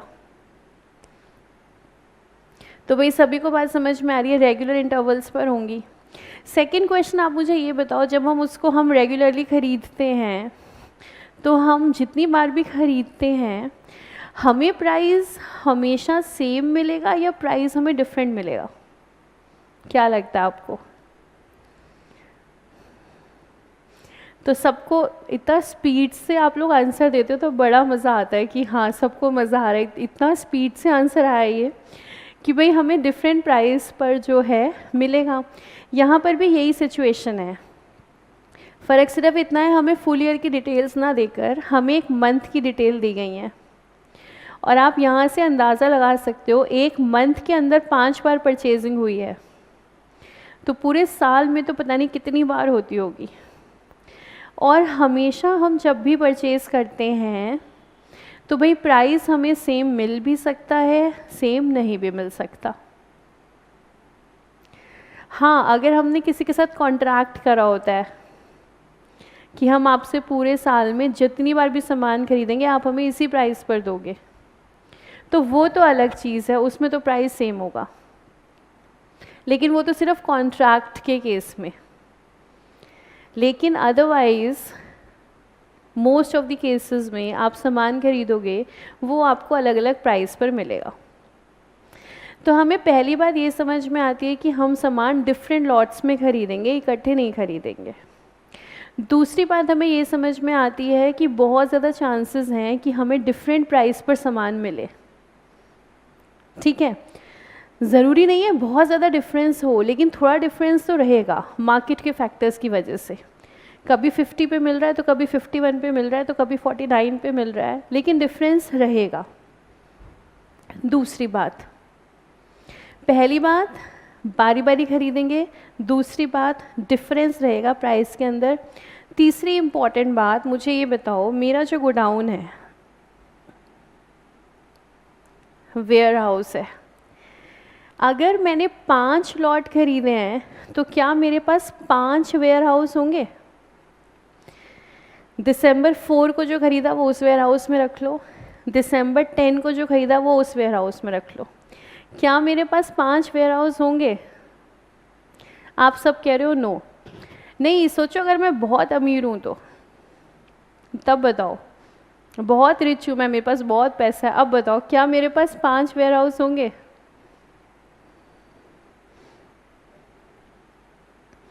तो कुछ बच्चे तो फंस गए, कह रहे हैं हाँ अगर आप बहुत अमीर हो, तो अगर आप बहुत अमीर हो तो और बहुत जगह हैं खर्चा करने के, वेयर हाउस पर खर्चा तो ऐसे नहीं करेंगे ना हम।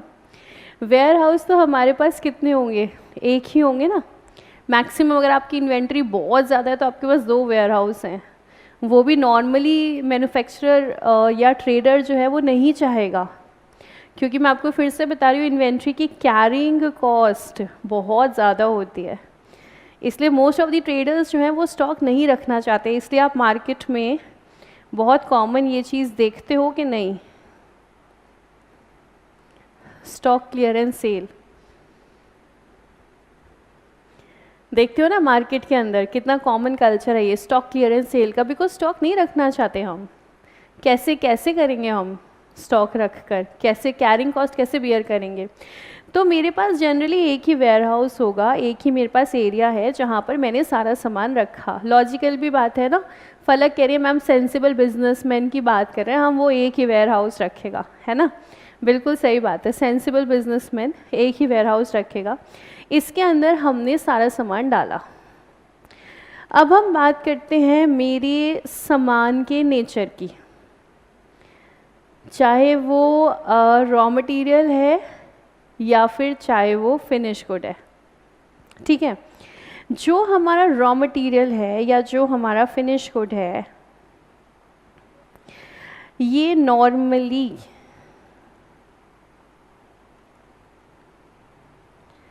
इस कैटेगरी का होता है,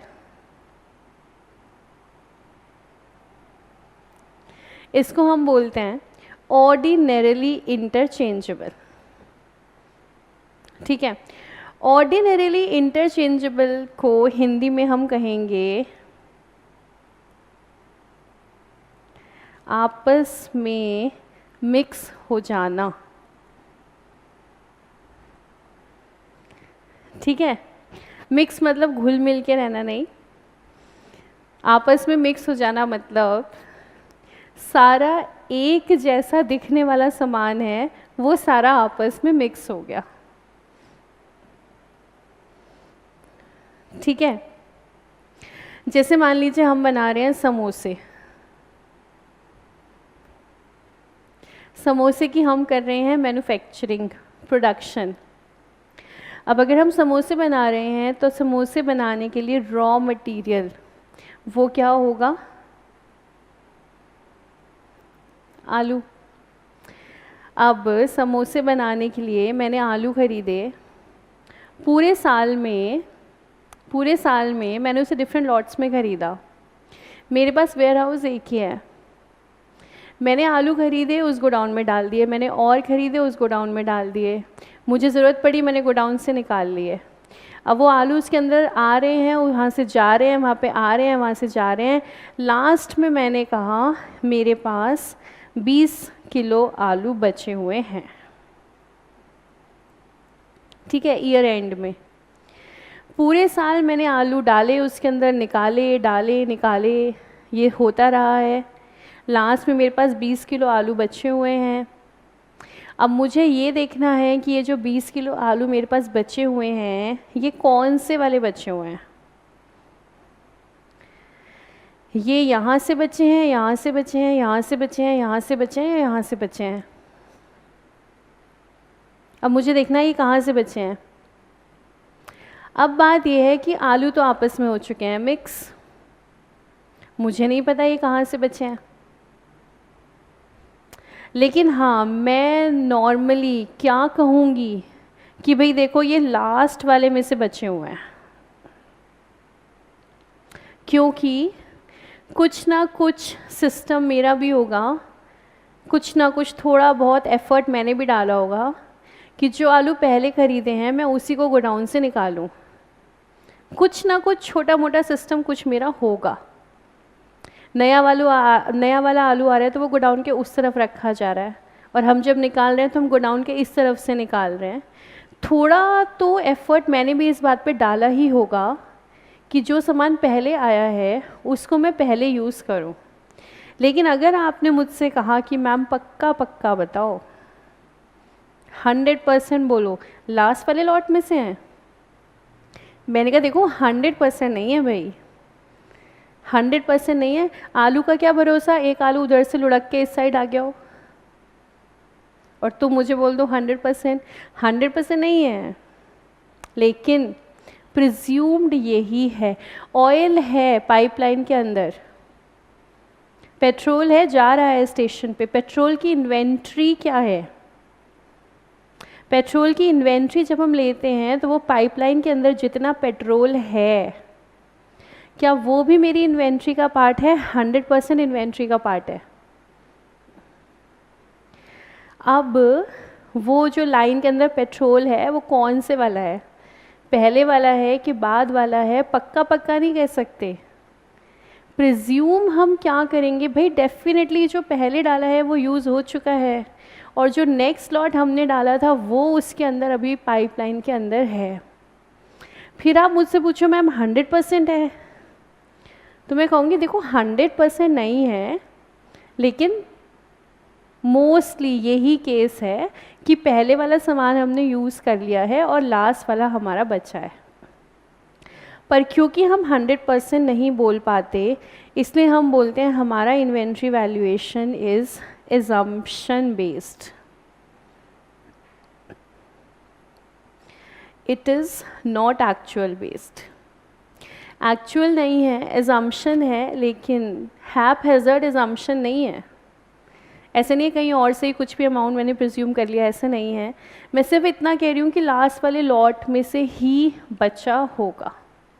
और ये दिक्कत क्यों आ रही है? क्योंकि इन्वेंट्री इज़ ऑर्डिनरीली इंटरचेंजेबल।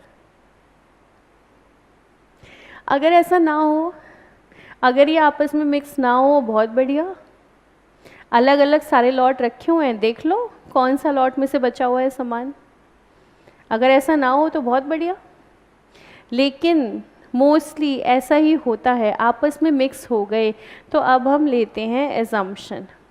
तो हमारा ये जो एग्ज़ाम्पल चल रहा है, रॉ मटेरियल डिफरेंट दिनों पर ख़रीदा गया है, डिफरेंट इसका प्राइस है। टोटल हमने 2600 यूनिट खरीदी थी, जिसमें से 1600 यूनिट इशूड हैं। रॉ मटेरियल के साथ हम सेल शब्द का यूज़ नहीं करते, क्योंकि हम रॉ मटेरियल को सेल नहीं करते हैं। हम रॉ मटेरियल को फिनिश गुड बनाने में यूज़ करते हैं। तो रॉ मटेरियल के साथ लिखा होता है इशूड, और यहीं पर अगर फिनिश गुड की बात हो रही होती तो उसके साथ लिखा होता सेल, बिक गया।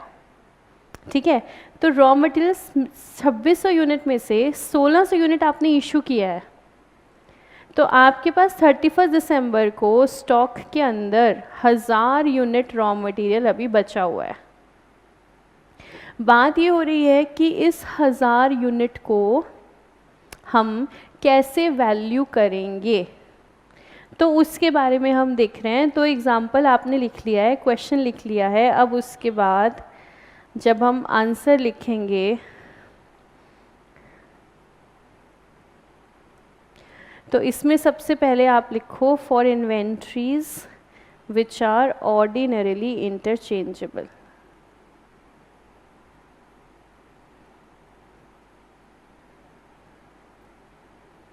ऑर्डिनरीली इंटरचेंजेबल, आपस में मिक्स हो गई हैं।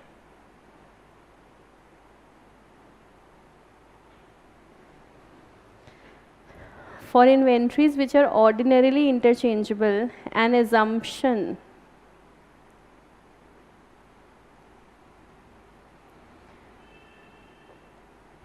shall be made for their valuation.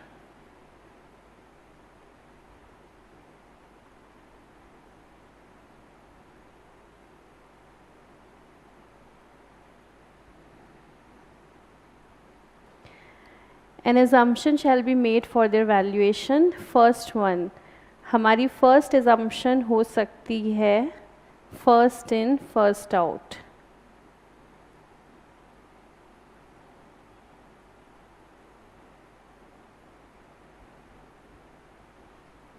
First in first out ये मेरा एक assumption है, इसका मतलब मेरे पास और भी ऑप्शंस हैं। First in first out method ये कहता है जो पहले आया था वो पहले जाएगा। ठीक है, हमारी क्लास में ऐसा नहीं होता कि जो पहले आया था वो पहले जाए। जीवन में ऐसा नहीं होता कि जो पहले आया था वो पहले जाए, लेकिन गोडाउन में ऐसा होता है, होने के चांसेस बहुत ज़्यादा हैं। पूरी कोशिश बिजनेसमैन की इस बात पे रहेगी जो सामान पहले आया है उसको पहले यूज़ किया जाए। तो फर्स्ट इन फर्स्ट आउट, जो रॉ मटेरियल पहले ख़रीदा गोडाउन के अंदर आया, वो रॉ मटेरियल मैन्युफैक्चरिंग में सबसे पहले यूज़ होगा। सबसे पहले गोडाउन के अंदर आया है, सबसे पहले गोडाउन के अंदर से निकलेगा। तो मैंने कहा कि भाई देखो, इस समय स्टॉक के अंदर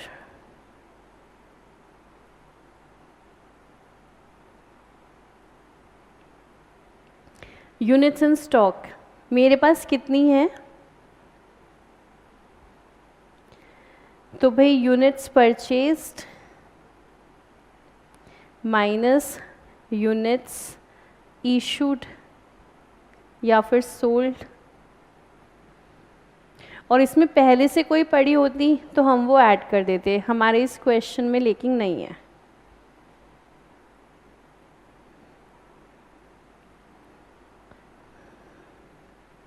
तो ओपनिंग यूनिट्स कुछ नहीं है, यूनिट्स हमने खरीदी हैं 2600, यूनिट्स इशू हो चुकी हैं 1600, तो हमारे पास स्टॉक के अंदर है 1000 यूनिट्स। ये 1000 यूनिट्स जो हमारे पास बची हुई हैं, हम ये कह रहे हैं कि ये कहाँ से बची हुई हैं, ये लास्ट वाले लॉट में से बची हुई होंगी, पहले वाले तो हमने यूज़ कर लिए।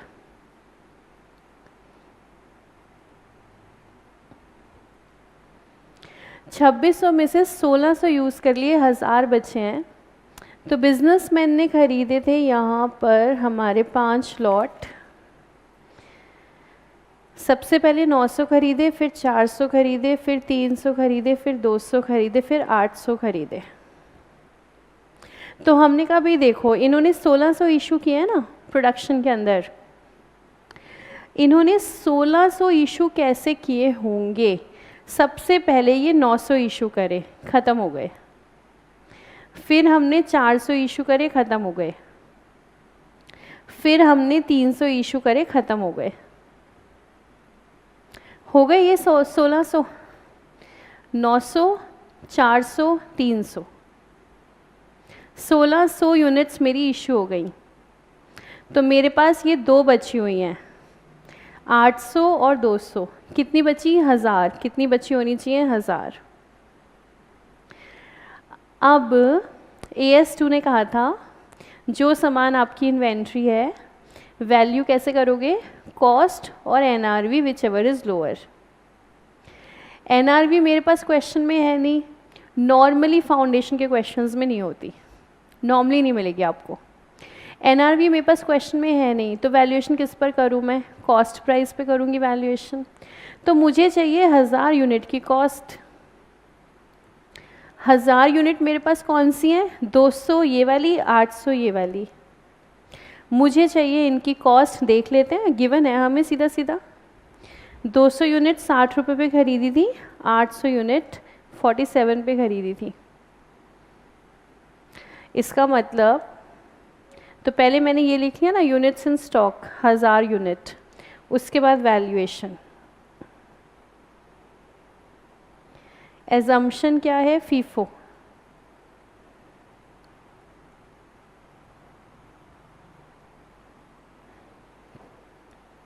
Valuation by FIFO method.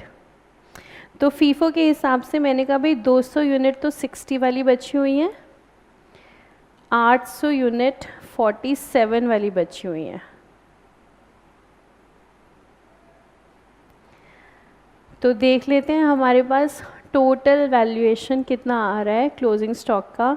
आप लोग मुझे आंसर दे रहे हो 49,600।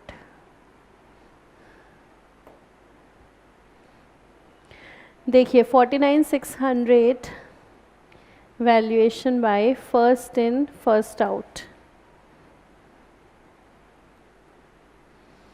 49,600। ये है हमारा फीफो मेथड, जो पहले आया है वो पहले जाएगा। एक एजम्पशन आप ये ले सकते हो, दूसरी assumption जो हम ले सकते हैं, अब उसको लिखते हैं second, weighted average method.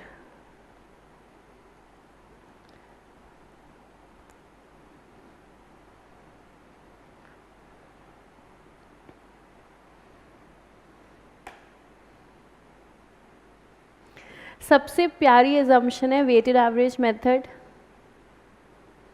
Practically companies mostly आपको मिलेंगी वेटेड एवरेज फॉलो करते हुए। ये हमारी चॉइस होती है, हम कौन सी एजम्पशन लेना चाहते हैं। हम फीफो लेना चाहते हैं, या हम वेटेड एवरेज लेना चाहते हैं, या फिर अगर और कोई ऑप्शन है तो वो। ये मेरी चॉइस है, लेकिन एक बार मैंने चॉइस कर ली फिर मैं बदलूंगी नहीं। इस साल फीफो, अगले साल वेटेड, फिर फीफो, वो नहीं हो सकता। वो क्यों नहीं हो सकता?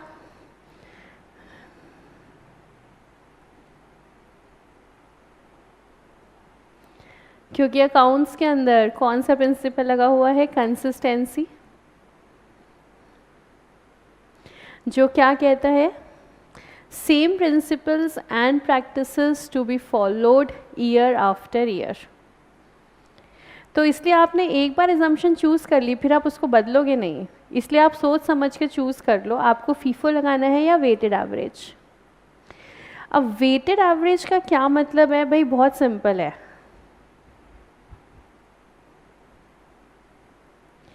और वो सिंपल क्या है भाई? क्योंकि हम ही कह रहे हैं ना कि इन्वेंट्री जो है हमारी वो ऑर्डिनरीली इंटरचेंजेबल है, सारा कुछ मिक्स हो गया, तो हमें समझ में नहीं आ रहा कि हम कैसे करें, क्या करें, कौन सी इन्वेंट्री लें, कौन सी इन्वेंट्री ना लें। सारा कुछ हमारा मिक्स हो गया। तो क्या कहते हैं भाई, बेस्ट क्या है? ऐसा करो ना, इन प्राइसेस का एवरेज कर लो। इन प्राइसेस का एवरेज कर लो, और जो एवरेज प्राइस आ जाए उस पर क्या करो? उस पर आप इन्वेंट्री को वैल्यू कर दो। सबसे सिंपल सेफ तरीका होता है ये। आपको नहीं पता जब सामान कौन सा बचा हुआ है, एवरेज निकाल लो सारे प्राइसेस का। तो हमने कहा भाई ठीक है, एवरेज निकाल लेते हैं। एवरेज निकालने में तो क्या करना था? सबका सम कर दो, divided by number of prices कर दो, जिसको हम बोलते हैं सिंपल एवरेज। तो AS2 ने क्या कहा भाई, सिंपल एवरेज से बेटर तो फिर कौन सी होती है? Weighted average.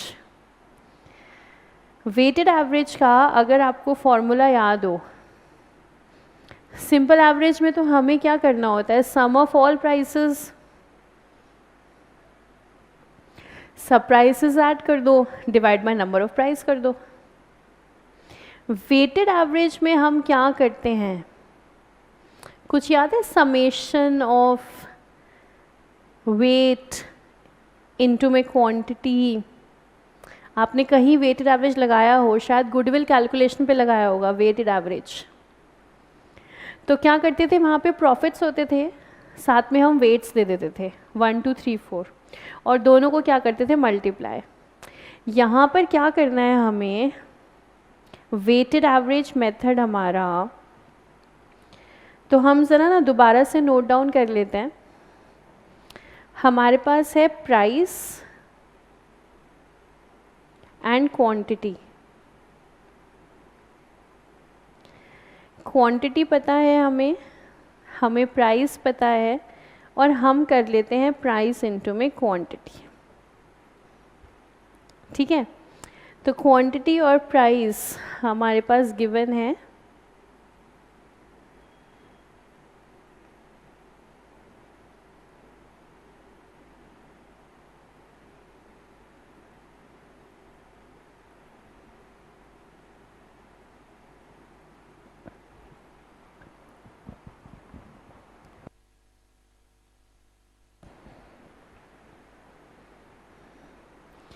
क्वांटिटी और प्राइस गिवन है, हमें करना है P इंटू में Q, और उसके बाद देखना है इसका टोटल।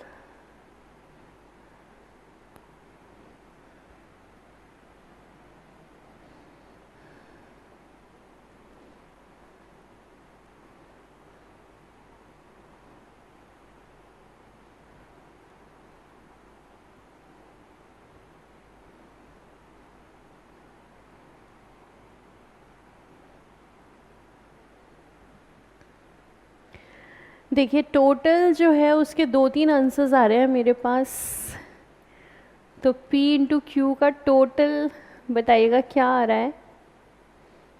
सबसे ज़्यादा तो वैसे 1,33,100,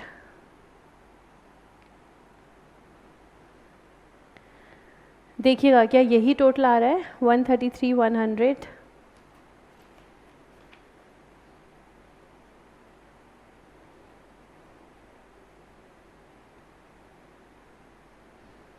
ओके और उसके बाद हम निकालेंगे वेटेड एवरेज प्राइस। तो हमने किया P इंटू क्यू का summation divided by summation of quantity, और ये आप लोग मुझे बता रहे हो 51.19। तो 2 डेसिमल प्लेसेस ले लेते हैं, 51.19।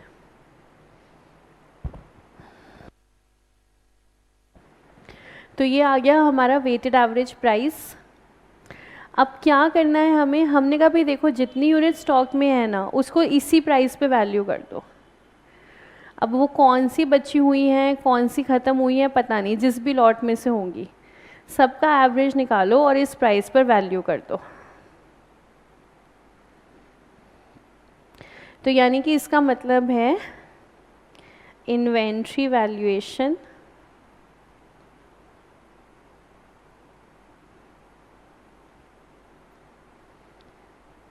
Bye weighted average method.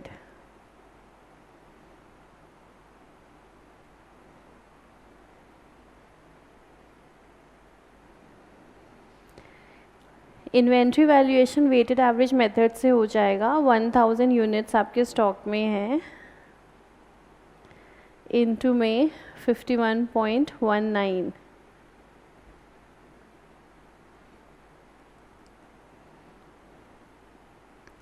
तो हमारा वेटेड एवरेज से आंसर आ गया है 51190।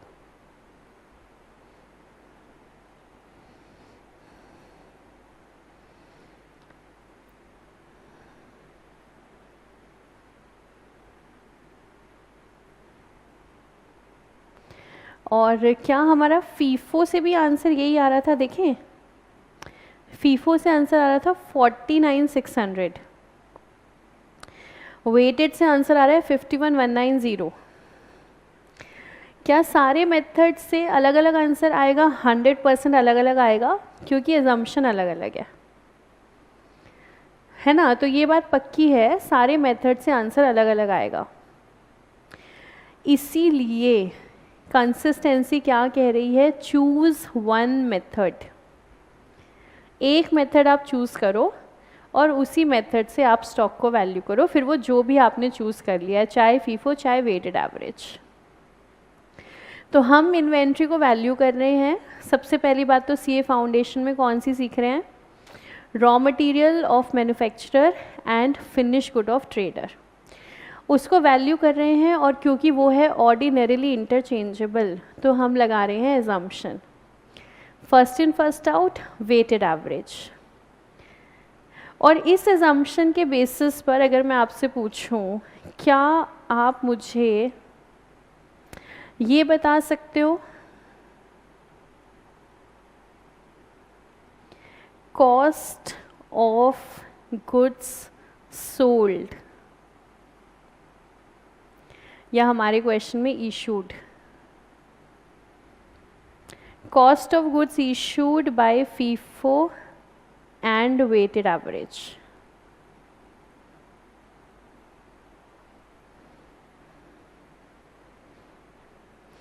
अभी आपने वैल्यू की है इन्वेंट्री, बचा हुआ सामान। अब मैं आपसे पूछ रही हूँ मुझे ये बताना, जो सामान हमने इशू किया है ना उसकी कॉस्ट कितनी है, जो सामान मैंने इशू किया है। तो सबसे पहले तो देखो units issued,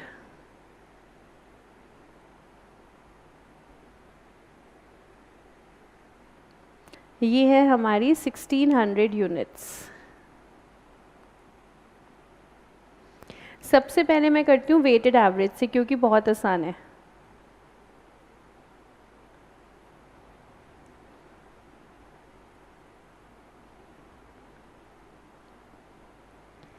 weighted average method से कॉस्ट ऑफ इश्यूज या फिर goods sold,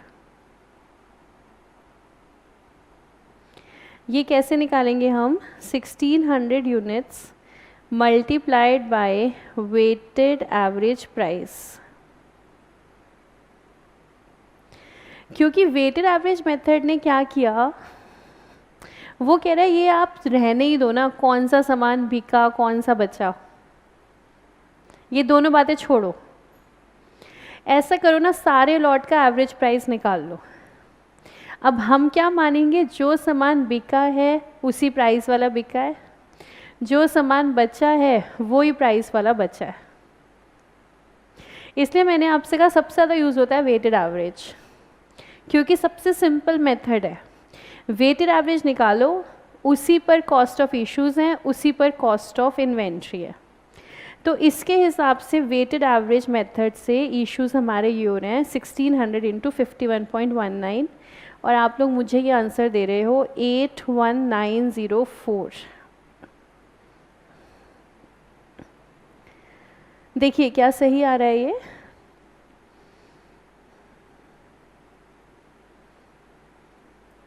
$81904।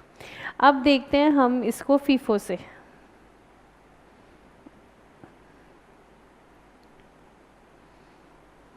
FIFO units issued हैं 1600, जो पहले आया था वो पहले जाएगा। सबसे पहले मेरे पास यूनिट्स थी 900, इसका मतलब ये इशू हो चुकी हैं। फिर मेरे पास यूनिट्स थी 400, ये भी इशू हो चुकी हैं। फिर मेरे पास यूनिट्स हैं 300, ये भी इशू हो चुकी हैं। तीनों को ऐड कर लें 1600 हो गया, है ना, 1600 यूनिट्स। तो अब 1600 यूनिट्स हमने इशू करी हैं, तो इसकी कॉस्ट, इनकी रेलेवेंट कॉस्ट, ये 50 वाली यूनिट्स हैं, ये 55 वाली हैं, ये भी 55 वाली हैं। तो तीनों को ऐड कर देते हैं, 83,500।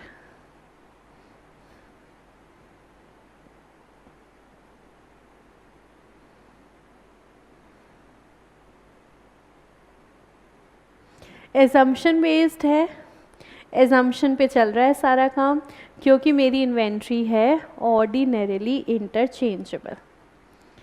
तो एजम्पशन मैं चाहे वेटेड एवरेज का ले लूँ, चाहे मैं ले लूँ फर्स्ट इन फर्स्ट आउट का। ठीक है, अब देखो ये एग्जांपल एक बार इतना कंप्लीट करके अब आपके डाउट्स।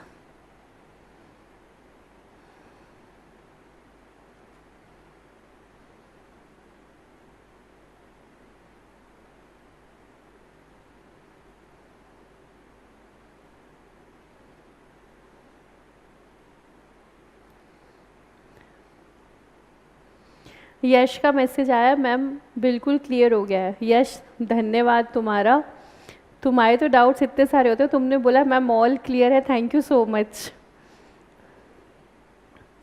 तानिया, एस्टिमेट्स का रीज़न आपको शो नहीं करना होता फुट नोट्स के अंदर, वो अगर आपका चार्टर्ड अकाउंटेंट आपसे पूछता है तो आपको एक्सप्लेन करना होता है, अदरवाइज़ फुट नोट्स में आपको शो नहीं करना है। कावेरी, जो अमाउंट मार्केट में चल रहा है का क्या मतलब है? मार्केट में जो अमाउंट चल रहा है वही आपकी एनआरवी होगी ना। अगर मुझे मार्केट में बेचने के लिए डिस्काउंट देना ही पड़ रहा है, इसका मतलब वही अमाउंट है जो मार्केट में चल रहा है।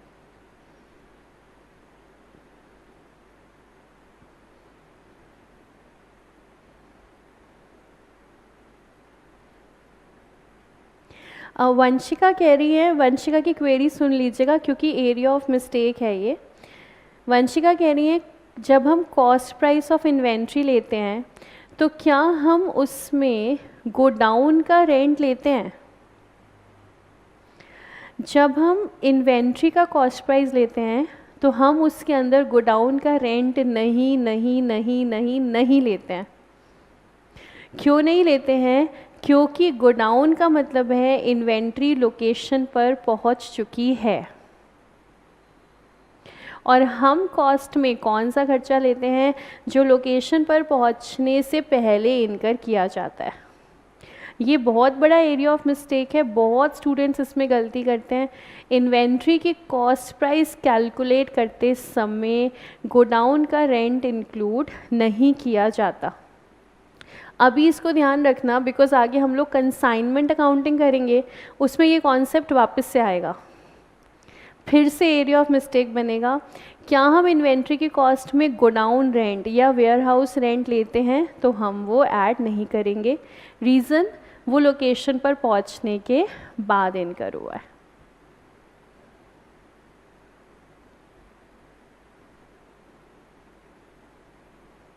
एक्चुअल वैल्यू मेथड क्या पॉसिबल है इन्वेंट्री वैल्यूएशन में? पॉसिबल ही नहीं है, इसलिए सब कुछ एजम्पशन पे चलेगा। एक्चुअल कब हो सकता है? When inventory is not ordinarily interchangeable.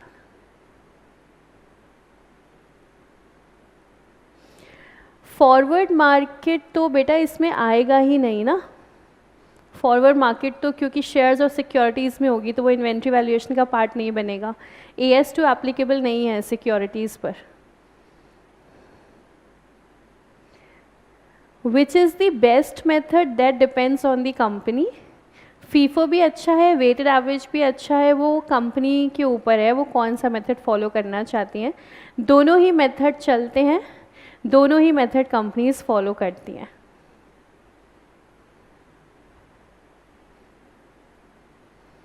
Inventory ordinarily interchangeable, जैसे हमने देखा था, आलू हैं, आप एक ही गोडाउन में रख रहे हो, सब आपस में मिक्स हो गए।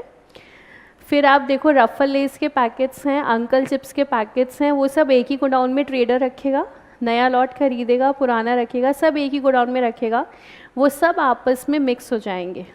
कोई भी चीज़ जो आपस में मिक्स हो जाती है उसको बोलते हैं ऑर्डिनरीली इंटरचेंजेबल। फलक, आपकी क्वेरी की बात हम कल की क्लास में करेंगे। नवरतन, कैरिंग अमाउंट का मतलब होता है बेटा इन्वेंट्री को रखने की कॉस्ट। ठीक है, इन्वेंट्री को जब हम लोग रखते हैं अपने पास गोडाउन में तो उसके ऊपर खर्चा इनकर किया जाता है। क्या खर्चा हो सकता है? पहले तो आपने उसको वेयर हाउस में रखा, वेयर हाउस का रेंट है। फिर अगर आपने उसकी सिक्योरिटी के लिए उसकी इंश्योरेंस करवाई है तो इंश्योरेंस का प्रीमियम है। और आपने वेयर हाउस के ऊपर एक गार्ड बिठा रखा है, उसकी आप सैलरी दे रहे हो, वो भी कैरिंग कॉस्ट है। जो कुछ भी इन्वेंट्री को रखने के लिए आप इनकर करते हो that is the carrying cost.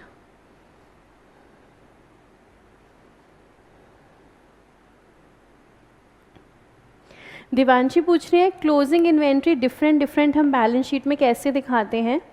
तो दिवांशी, मैं आपको बताना चाहूँगी, वैसे तो आप ये CA इंटर में पढ़ोगे, हम बैलेंस शीट के साथ नोट्स टू अकाउंट्स बनाते हैं। नोट्स टू अकाउंट्स के अंदर हम डिटेल में दिखाते हैं कि रॉ मटेरियल हमारा इतना है, WIP इतना है, फिनिश गुड इतना है। लेकिन अगर हम बात करें बैलेंस शीट की, बैलेंस शीट के अंदर हम एक ही अमाउंट दिखाते हैं by the name of closing inventory, जिसमें हम दिखाते हैं टोटल सारी इन्वेंट्रीज का टोटल अमाउंट।